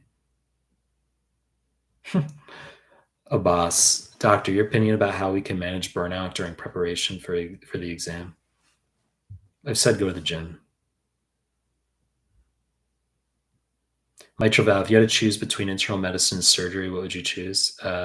Internal medicine, 100%. Surgery, fuck that. I'm not the surgery type. I'm the diagnostic prowess type. That's my strength. I can take information and converge on a diagnosis very incisively and strongly. That's my strength. Surgery, I'm not adroit that way. I'm not like skillful. Like you talk to surgeons, like a similarity is like they're like, I like using my hands, or like I like mechanical. People have like a penchant for certain things. Like like you're a car mechanic, you like working with the parts and physically, it's a different type of thinking. I never liked anatomy. My anatomy was terrible in med school. My school like didn't teach it well. I had a horrible like nightmare experience when I went on my surgery rotation. It was just like I hated surgery. It's just not my personality. Like I just like I like diagnosis. Raj Matthew. If you're on a time crunch, what's the minimum percentage of UWorld students should finish for step 1 8%? I said do 100%. F chat, well, I'm fucked then with class ranks because first year I didn't care at all. What does class rank mean for IMG? Asked Gloria. Um, they have no way of knowing what an A versus a B is. Some schools have grade inflation, some schools have grade deflation. So they can't just look at like numerical grades or number grade or letter grades. They have to have a class rank.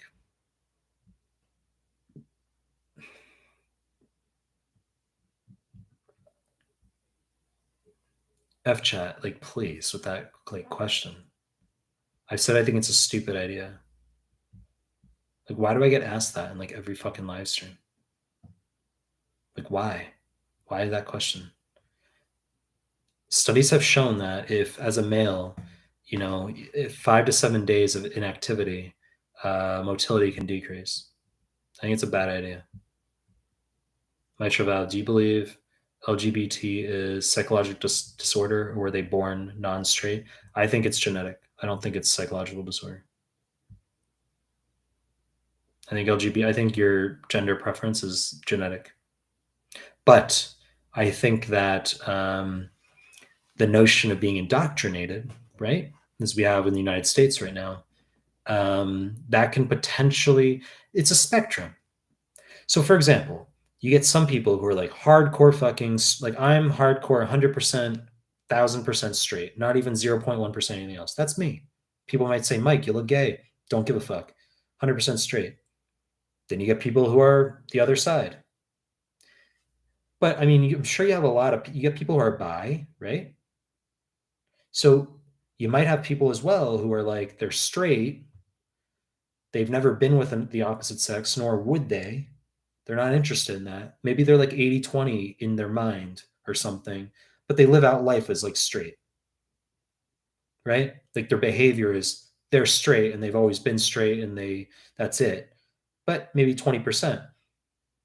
Because I don't know. I mean, things used to be back different in the old days, right? I mean, like ancient Rome and stuff. There used to be like behaviors. Maybe they didn't think of anything weird of it.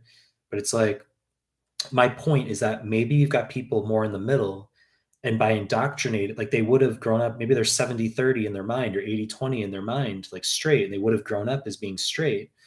And then you indoctrinate them about like this is a book on being trans and it's good, you should think about that, you should consider that type of thing, and that can push them in the other direction. And so based on politics, some people don't want that. I personally wouldn't be a fan of that. I wouldn't want like and as I said, there's nothing wrong with being LGBT. I have friends who are LGBT. I have an uncle who's LGBT. I'm just saying, you're asking my opinion. I wouldn't want to put my kids through a school system that if I knew that they were being indoctrinated with like being forced to read like at age 6, like this is a book on like, flipped genders or something. I wouldn't prefer that. But there's nothing wrong with like, you know, these topics for discussion. You have to voice that. Okay. You have to voice that.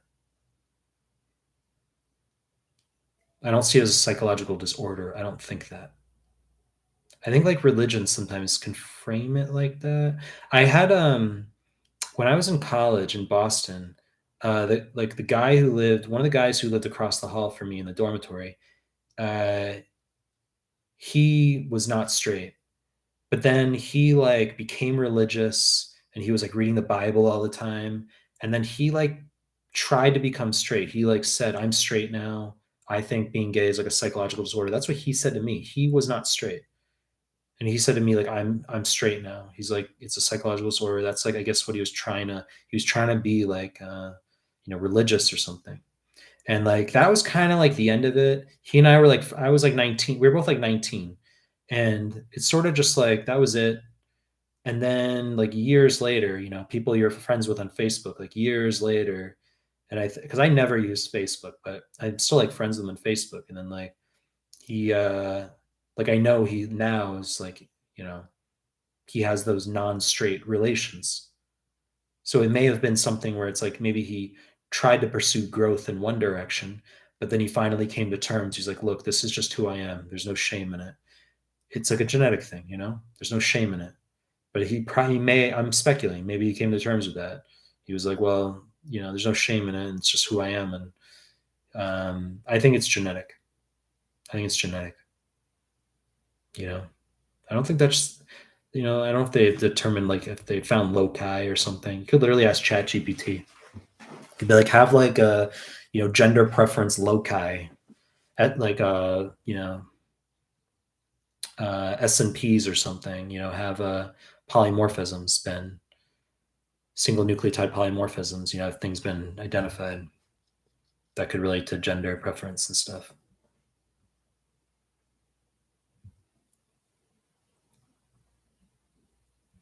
You're asking, is it a form of a disorder like gender dysphoria or something? No, I said I don't think it's part of a disorder. No, I don't think it's a disorder. Um, look, it's there's theories out there that like homosexuality. As I said, I'm fucking straight. If you're coming to live stream and you like think I'm talking about it, you're like, whoa. I said like 19,000 times in this live stream straight, but I'm saying like there are like resources or like there's articles out there that have hypothesized that like the homosexuality evolved because it's a positive in like populations, that it like especially in like ancient populations, you needed to have like cohesiveness. Obviously if you reproduce by having a heterosexual interaction, but like the genes, maybe the propensity to have like a homosexual mindset may have been provided benefit because it meant all dudes didn't kill each other, right? If every dude is 100% fucking alpha in their mind, and they're like fiercely competitively, like they will like kill for the female, they're the alpha in their mind, even if in their body they're like not, you know uh they're not alpha, let's say. I mean, populations are not going to have that propensity to stay around maybe the same way. So it encouraged population cohesiveness. That's like I've read that out there. There's articles on that stuff. Let's see. Abbas, the bad thing ever is extremism in any ideology. Yay, Garrett, sir, your answer to my previous question shows why you are a level-minded, astute observer. Your support for alphaness is how it should be, Utah G. Um,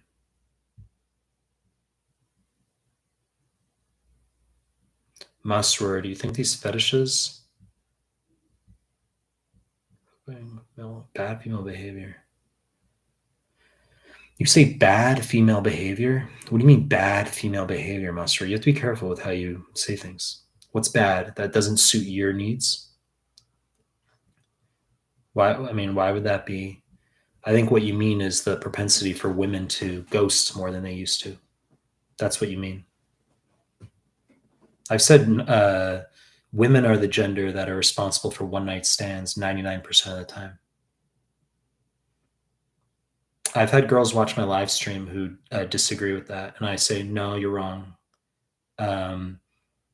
See, because the thing is, a male, he won't engage in a one night stand unless the female is significantly below him in attractiveness. A female will engage in a one night stand even if the dude is above her in attractiveness. That's how it works. That's how it works.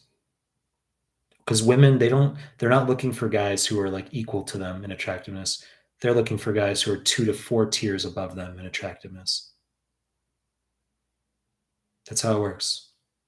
We're not saying it's like, whether it's convenient or it might be inconvenient for us dudes, but that's how it works.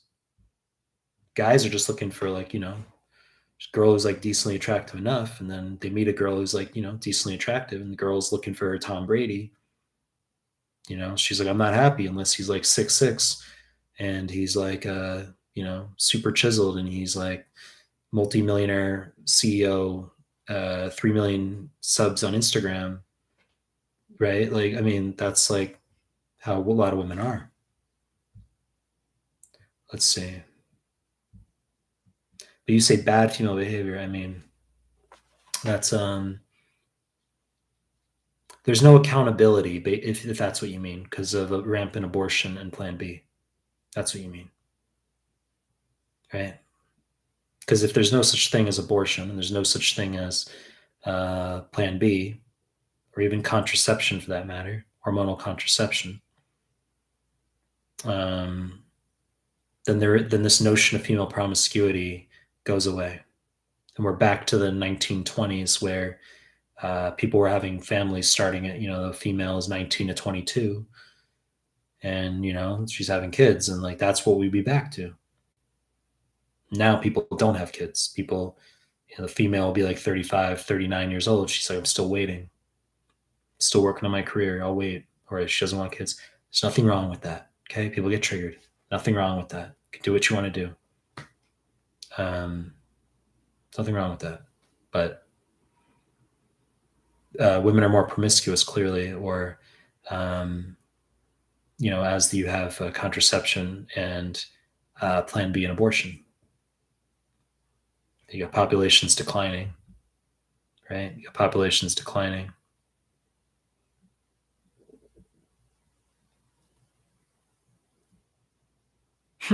No, well, I'm a girl for sure.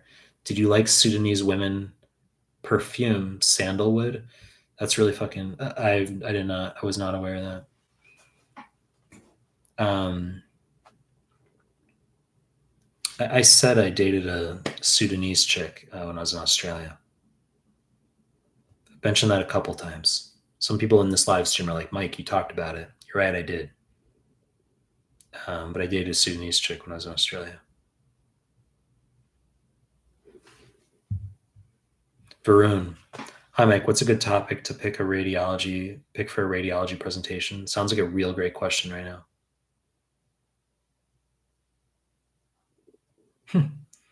Gene Paul, why chicks get offended when we call them chicks? I don't think all chicks get offended when you call them chicks. Look, I can speculate. There's no freedom of speech in certain departments. I'd like to voice my views on that necessarily, but I don't think there's like freedom of speech. Right? That's where we're at in 2023. I think it plays into like dominant, submissive stuff. I think that's what it is. I think it's on the same spectrum as like alpha shaming.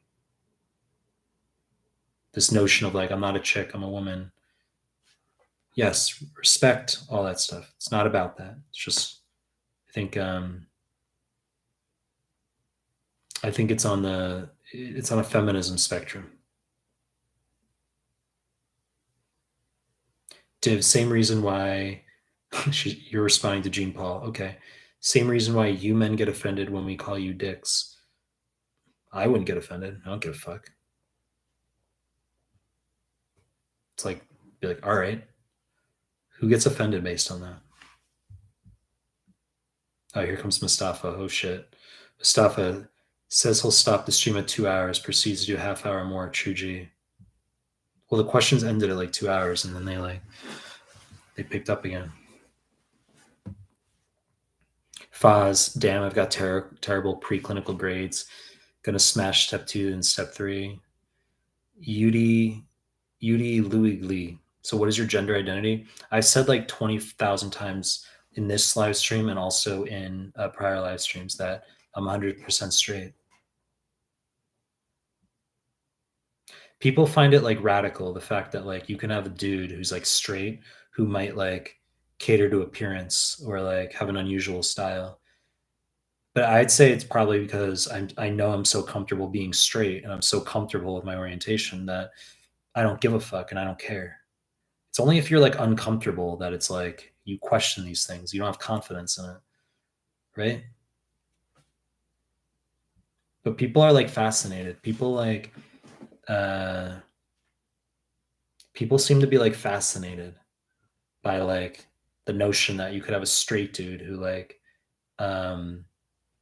what, I mean, what do you want me to do? Like grow a scraggly fucking beard and look like, not touch my eyebrows and like look shittier? Like, what do you want me to do?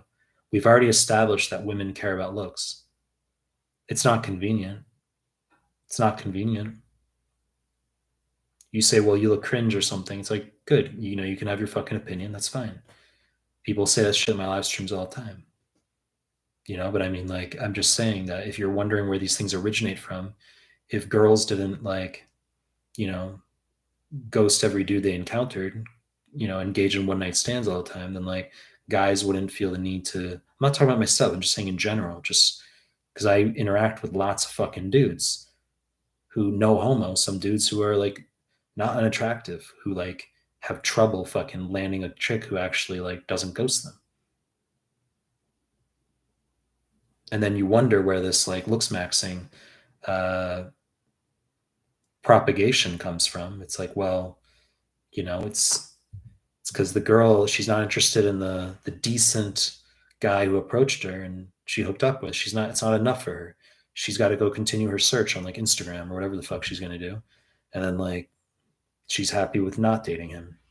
So that propensity has increased. But that's where these things originate from. You know. Um, I've said before, like, women used to be the gender that, like, because without digitization, without apps, without social, without anything digital, back to flip phones,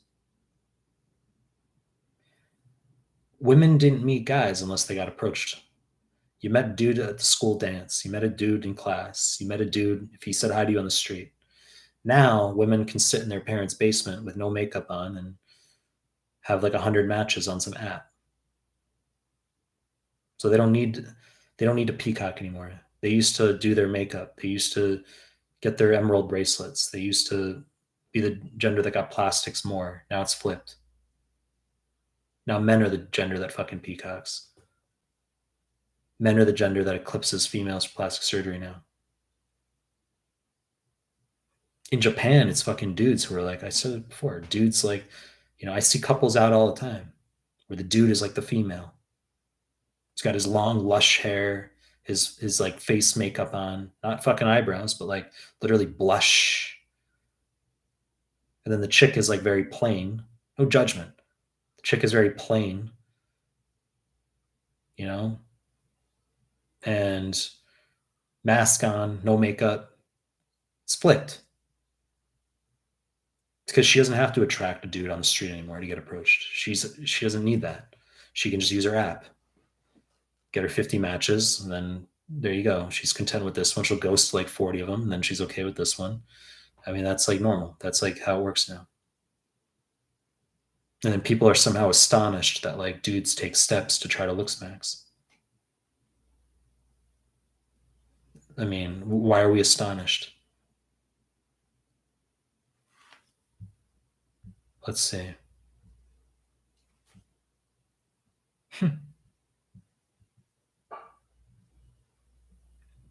Hassam El Kome. So, as you say that being not straight is that being not straight is it? I said the exact fucking opposite of what you just said.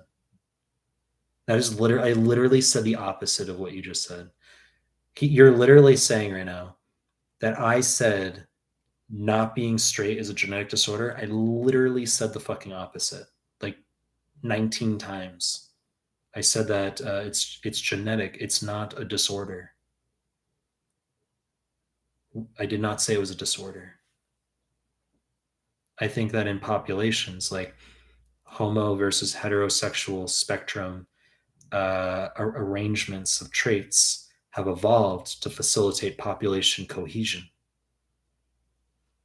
I don't think it's a disorder, but I said I'm 100% straight.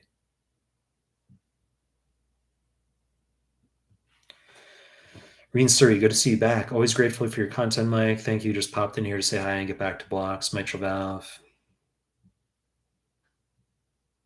Yep. Mitral valve. Do you believe money makes happiness? To an extent, yes. If you've seen the movie Boiler Room, it's an old movie. Most of you probably haven't seen that. It's an old movie, like, stockbrokers running this illegal scheme.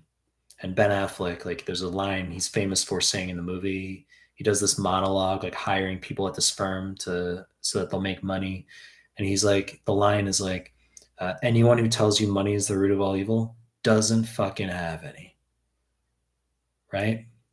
He goes, money doesn't, they say money doesn't buy happiness. Look at the fucking smile on my face, ear to ear, baby. That's what he says.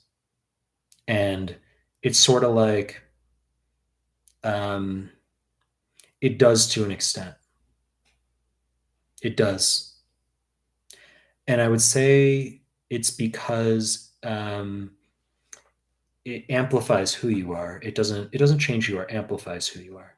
And so if it can increase, and I'm not preaching right now politically correct stuff, this is genuine, okay?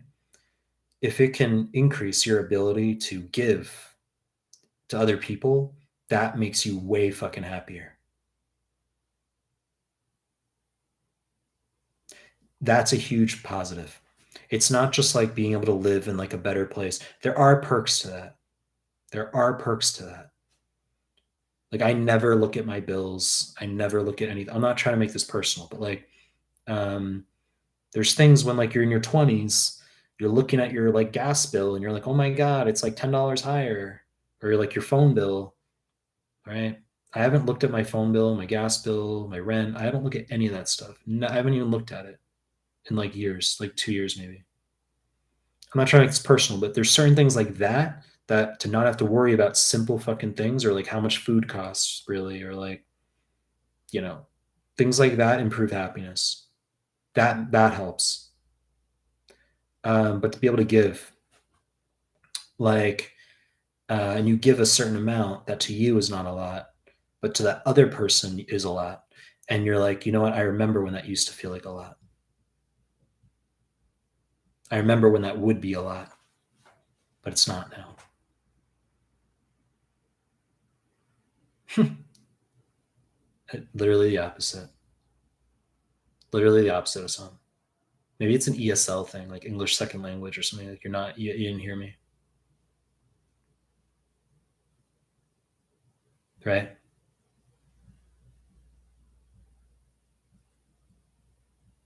My Travav. So, do you think human cloning will work?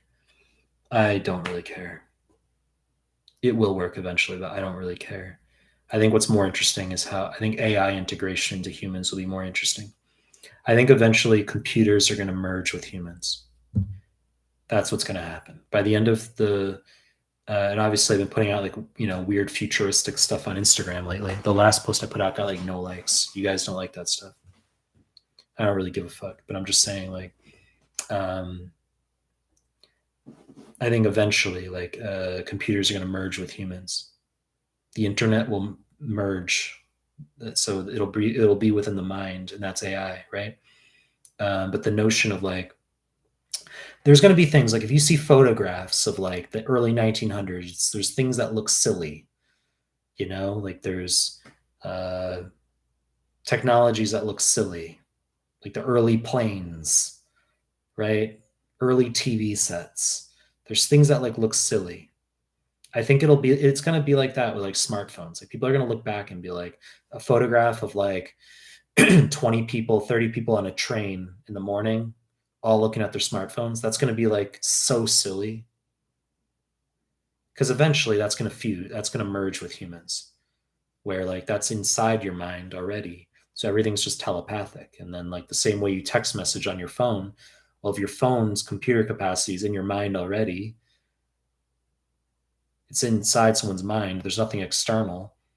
Everything's telepathic. You're sending text messages just thinking to other people. That's all internal. And it goes to the cloud, which is that like the hive. It's like a hive intelligence of some kind, the cloud. Or like the cloud, and then you got the nodes. Each human is a node, like leaves on a tree. That's the direction we're going. That's the direction we're going. It's just we're just making a big cloud AI. That's what's happening. And then you're just going to have avatars that are the nodes. It like spawns. The reproduction is like just spawning. It's the AI just spawning a new avatar, or it can just genetically manipulate that avatar. And it's like, but that's secondary to the central AI. It's all going to happen this century. It's going to happen I think it's going to happen fast.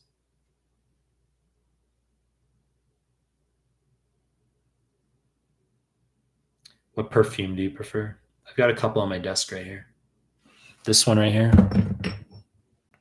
It's this like Joker trap. This smells real fucking good. It's real good. This one.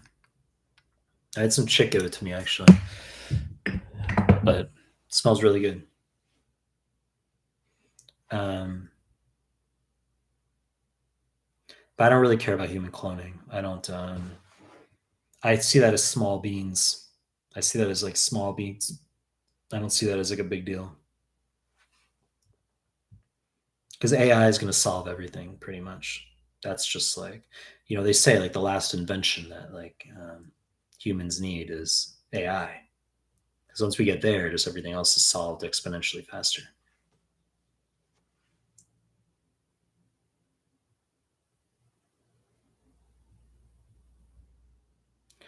Um, let's see. Have you done laser for your beard? Is it? I just shave daily. What is your religion? I was raised Jewish. Good to see you, L333. Joy Rahab, if you ever get married, would you consider stopping the physical maintenance? Uh, I don't know, because like at some point it becomes a habit. I no, I wouldn't get lazy. I wouldn't get lazy. I wouldn't get lazy. I think the worst thing you can do is get lazy in a relationship. Like you stop doing the things that like attracted the mate in the first place, and then you wonder why like certain interests can decline over time. I mean, like I wouldn't get lazy. I would always be like always physically active, always working on my fitness. Um, you can have those discussions. Like if you're asking about my like thing, appearance or whatever. It's like if the female I'm with is like, no, I really, really don't like that, or I really, really like, I hate that you do your eyebrows or something. I hate that. And then like I don't do the eyebrows, and it's like, oh, it's so much better. And it's like coming from a place of sincerity. That's different. Not from a place of jealousy where like they want you to look worse, you know, for other people or something so that they keep you, or, you know, I don't know. I would just do things. I think a good idea is just do things for you and then you don't run into that problem. How's that sound? How's that for an answer? If you do things for you, just your own, you maintain your fitness for you, you maintain, you look good for yourself if that's what you want, right? But it doesn't change the fact that looks maxing is required now, and that female standards have increased. Michael, do you believe that phones destroyed our social life and made us more shy and less confident? I think there's very strong pros and there's very strong cons. I think the pros are that there's more reach. Clearly, this is possible. It's not just laptop, but I could do this on my phone if I really cared or something. I could do this YouTube live on my phone. So it's increased reach. It's made things possible that you know I can literally live. I can do an Instagram live in the fucking street using my phone, where people in like Sudan, Pakistan, Egypt, South America are literally like we're all interacting at once. That's like pretty crazy. That's pretty amazing. That's mind blowing, right? But the trade off is that people have like no ability to interact with real people anymore. Like if you saying like for young people especially, like if you like say hi to someone, that's like weird. That's where we're at. Saying hi to meeting people in real life is like weird. You know, most people that's like a weird. That shouldn't be weird. Meeting people in real life, that's considered weird. If you did like a random poll on like the internet and said like, is it creepy to like meet people in real life? You would have like a high percentage of people that's weird and creepy and harassment or something, like meeting people in real life. The female's going to use her app, and then you have the beta dude who's too afraid to say hi to women in real life, and he'll hopefully get in through digital means. But I mean, like, it's meeting people in real life is like we've lost that. That's gone. That's been arbitraged out. I've said this before, digitization is done to in real life meeting as Bitcoin is doing to gold. But digitization is 20 years ahead. In other words, in 20 years, gold will not be really a store of value. It's going to be, it will have residual value, but it will be Bitcoin.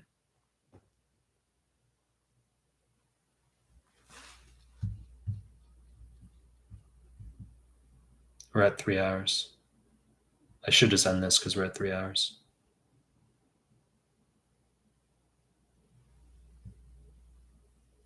F chat, I'd rather watch YouTube and live streams like this instead. Yeah, but I have to like answer medical questions as well, you know? You get some people who get like real heated. Hossam, you say, sorry, I hear it like a genetic and I linked as a genetic disorder. Is there any source and evidence that say I've said use like Chat GPT? I'm serious. Like you could literally go on Chat GPT and be like, are there genetic loci where evidence has demonstrated there is a relationship to sexual orientation? And it will literally give you an answer like, this is like a highly debated topic and people have there are many different viewpoints and many different sources, although here are some loci where some research has been done. That's literally what it would say to you. It's not a disorder, it's just there are genes. Yes, I've said that, like there's genes that yeah. Fiozo, Flozo. Why are you so anti-guns when you got them big ass biceps?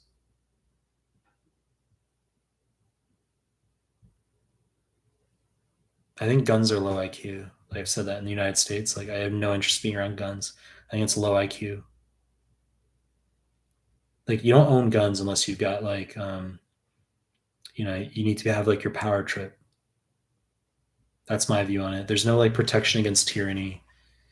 The government's going to come take your property. There's none of that. It's all just like you don't learn the skills, the social skills required to like be confident or something, rather than going out and introducing yourself to people, learning how to handle rejection, and developing self confidence and non neediness. You feel the need to go out and get your 13 guns and your like two AK-47s because you feel better about yourself now. That's what I mean.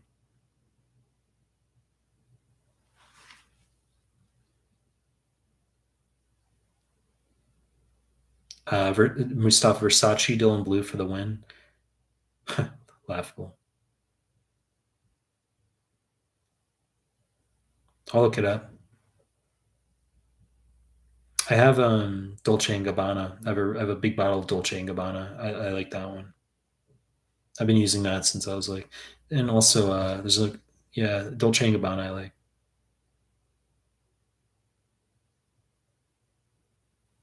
Mitral valve. Doing your eyebrows makes you cleaner and more hygienic. It doesn't mean that you're gay or non-straight. There's no relation. Yeah, I know that. I'm saying that like it doesn't change the fact that you get people making comments, and it doesn't mean you have to care about other people's comments. I'm saying like I'm reporting an observation that like when I do these live streams, there's comments that pop up like I think someone was like, "How do you feel about being gay?" I thought it was like funny because like I said I'm straight, but like that's literally like a comment I'll read in the live stream. Someone's like, "How do you feel about being gay?" Like they think that's like an insult or something. Like even if I were, it's like, how is that an insult? Are we in like ninth grade, right? But I mean, I've said that like doing eyebrows in Japan is not a big deal. It's not a big deal. I think like Western people in Western countries think that's like fascinating or something or like weird. It's not a big deal in Japan, and it's nothing. I said Japanese guys are like way like they're like Japanese guys wear like face makeup, like they put like blush on their cheeks and stuff. Mike, you talk about how repeated events of adversity are the key to growth as a human. The main way to go about it is rejection. Thoughts on MMA sparring or this fighting sex both primal? I've said that um, that's a long discussion. I mean, you can build confidence and resiliency in other niches, right? Yes, I mentioned this in prior live stream. Fighting that, I mean, sure, fighting business ventures, you lose some, you win some. So you're gonna have adversities in any department in theory. But I've said that one mechanism, one expedient via which a male can augment his non-neediness and confidence levels is to go out and introduce himself to people where he incurs repeated rejection. That those are many adversities that build his confidence, and that confidence isn't just applied to dating, but can also be packaged and stored and arbitraged and redirected to non-dating areas of life, just general everyday life. Maria says, "Hi, congrats on 17K subs." I don't know. I haven't checked the analytics, but you say something like that, and then maybe it's exactly 17. Maybe it's not like significantly above. And then there'll be some asshole who like unsubs or something. That happened, I think, when I hit 16. Like I happened to like open my analytics on my side, and it would like I can see the entire number like per sub, and it went up to like 16, and it was like sitting there. It like didn't move for like 15 minutes. And I was like, some asshole is going to unsub and it's going to go down to the 15s again. I was like, I know. I'm like, the simulation has to work like that. It always fucking does. And then I like got something to like eat, and then I like came back and it was at like 15,999. I'm like, yeah, some fucking asshole. I was like, I knew that was going to happen. And then it jumps up again, right? So I don't know. We're not in the clear yet. We'll see. That's laughable. Majd, may Thomas know USMLE questions today. I've been doing this fucking live stream for 3 hours, Majd. I was here 2 hours answering dumb USMLE questions, right? I mean, how many dumb USMLE questions do I have to answer in a given day? Right? Maria, he's not talking about the MCQs. He's talking about,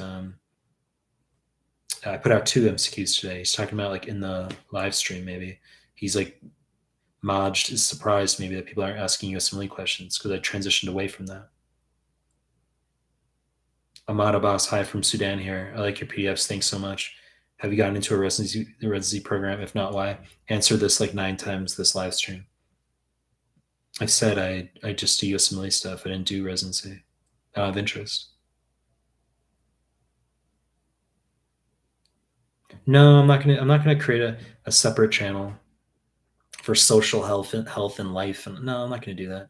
I think it's okay to just have one, like it, believe it or not, it's okay to be a human being with like a multi-dynamic human being with more than one side. People seem somehow like fascinated by the notion that like, I could talk about things other than medicine, right? Like only talk about medicine, nothing else, be very one-dimensional, and like that's boring. I don't give a like, I just can't not be me, you know what I'm saying? But if like people are offended, if people are like, "Oh, I don't like that the content creator has other dimensions and other aspects to his life and his personality than just fucking dumb USMLE like medicine," then like, I mean, I don't know what to tell you. People can unfollow. People like get offended over dumb shit. Be umbrageous, right? People are umbrageous every day.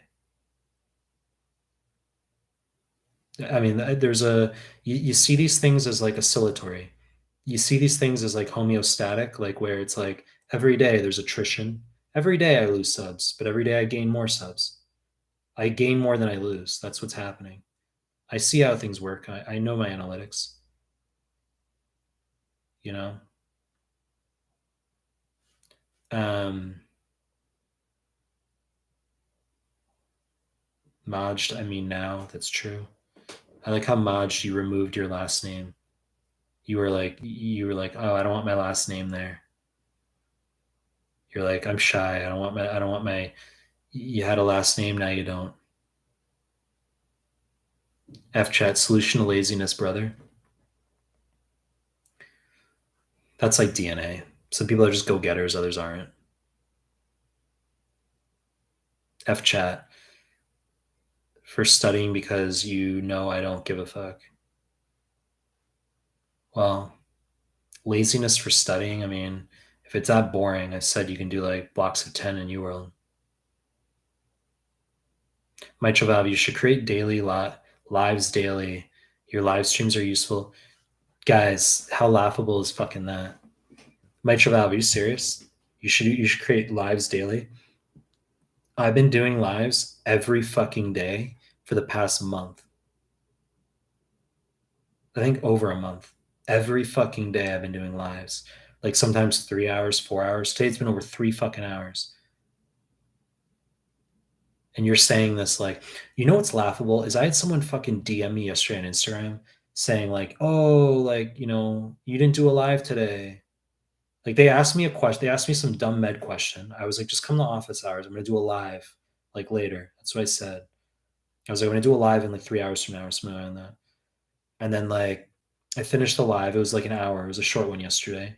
And then I go like at some point I check my messages and this person was like, "Oh, you didn't do a live today, like you said you were gonna do." And I was like, "Bro, you got to be joking right now." I was like, "I just got off the fucking live." I was like, "Go to the lives tab on my YouTube. Click on the lives tab. They're all there."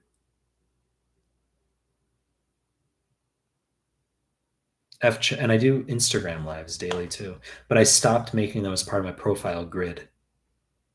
I stopped doing that.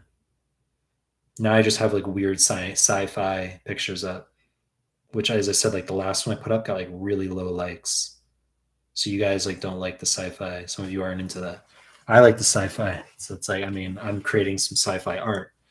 You know what I mean? Some people are like, no, Michael, I don't like your sci-fi art. Post about medicine.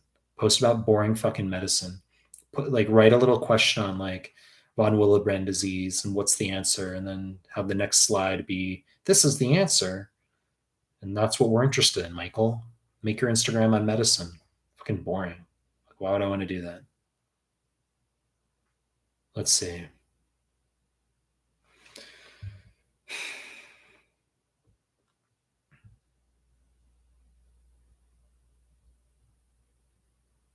Just gonna comments. Greetings from Libya.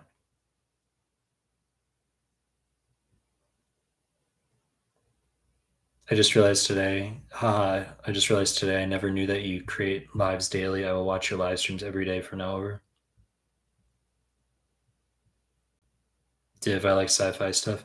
Yeah, but people don't because the likes, people don't fucking like it.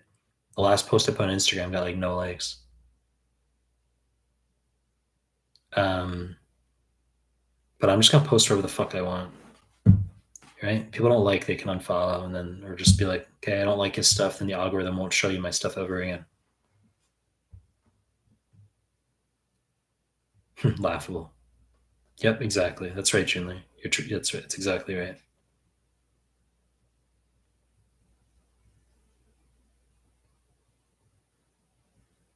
Cassil, I think it's the first time I've seen you. I'm at the end of my live stream. I'm gonna end this like any moment. Bidisha, views on travel, on time travel.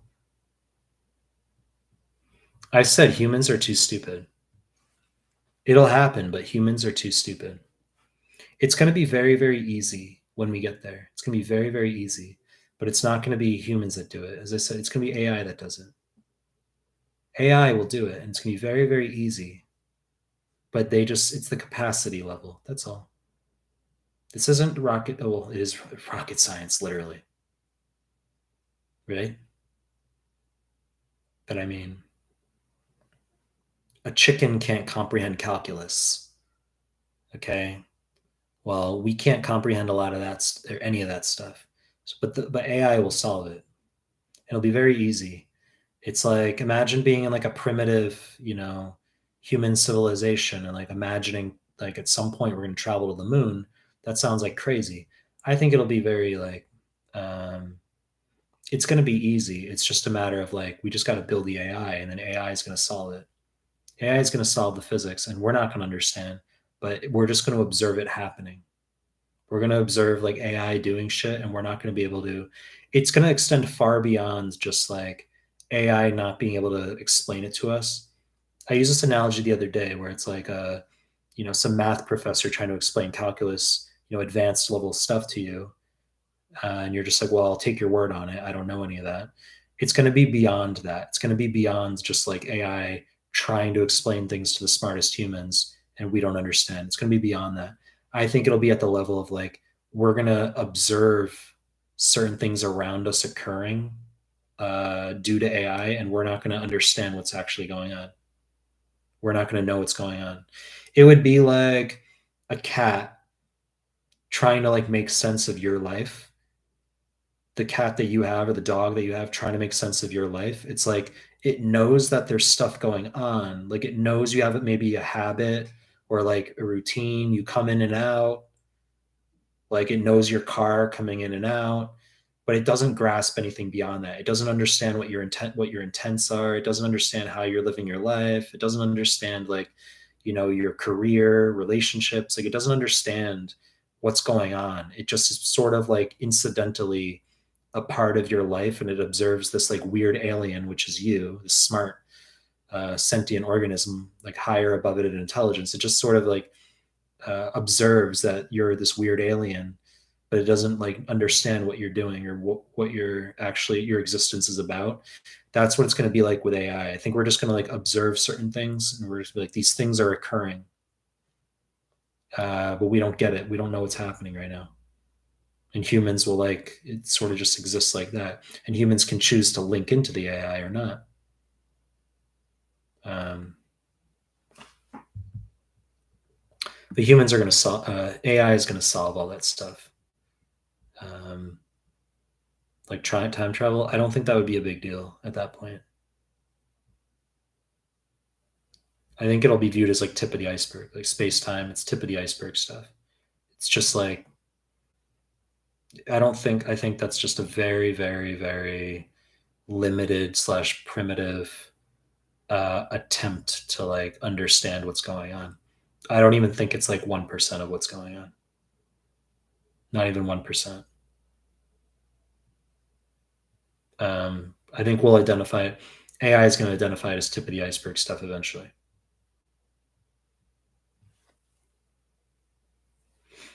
But I think it'll be similar. I think manipulating like galactic like movements through galaxies and stuff. I think a lot of that will be similar to like what we do with atoms now. Like maybe it'll AI will solve like determine like you can manipulate like star systems and galaxies and black holes the same way we can manipulate atoms with like fission and fusion. It can do it at a higher level. That's how it's going to occur. It'll just be like, well, this is the physics of what's going on, and like we can manipulate. It's not a big deal.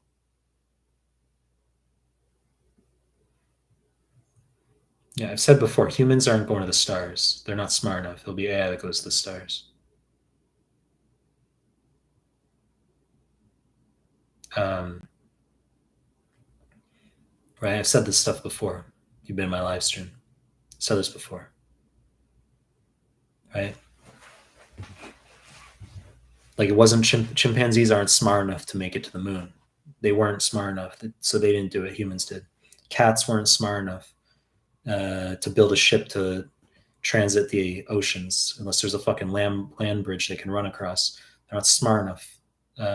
Cats aren't smart enough to transit the Atlantic Ocean in a ship. Well, humans aren't smart enough to make it to Proxima Centauri. It's not going to be humans that do it. Humans don't stand a chance. It'll be AI that does it.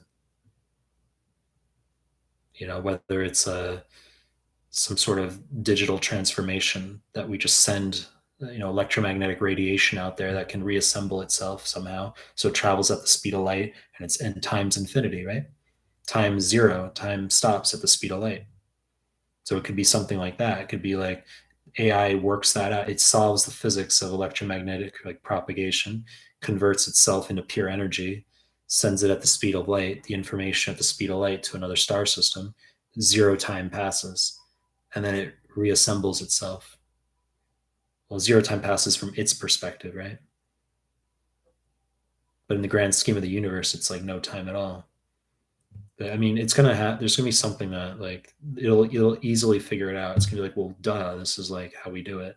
The same way humans are smart enough to be like, okay, well, this is Bernoulli's principle. This is buoyancy. This is like, this is enough to get us like chemical combustion to get us to like the moon or maybe Mars. Um, I don't even think humans are smart enough to get to the outer solar system. I don't think they're smart enough for that either. I think like the fusion, like maybe a fusion drive, like something that's going to get us uh, to the outer solar system. I think AI is going to solve that.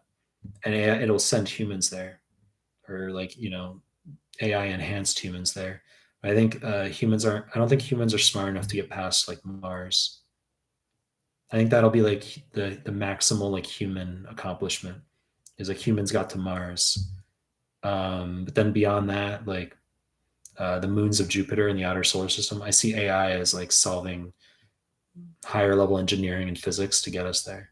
That'll be AI enhanced. It'll be like, that'll be AI enhanced. Have you ever thought about visiting the Middle East? I've like flown through the Middle East a lot. I mean, I've been in Israel 4 times.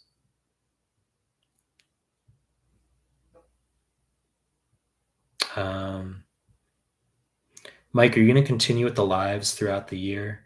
Random question, Mike. Do you think you are more financially successful than you could have been practicing medicine? I don't really. I don't really care to analyze it like that. I just don't. I don't think of it that. I don't really care. I think of it as like I'm probably happier doing. I think I'm happier doing what I do.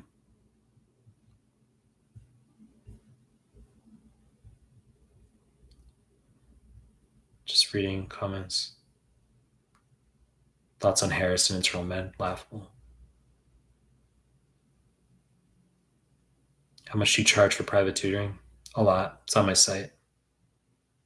Guys, I gotta end this live stream. It's been fucking ages. It's 7 a.m. where I've been. I've been up all night. All right, guys. So yeah, I gotta end this live stream. I could just, when am I gonna just do this for fucking forever, right? All right, guys. I was gonna do more live streams.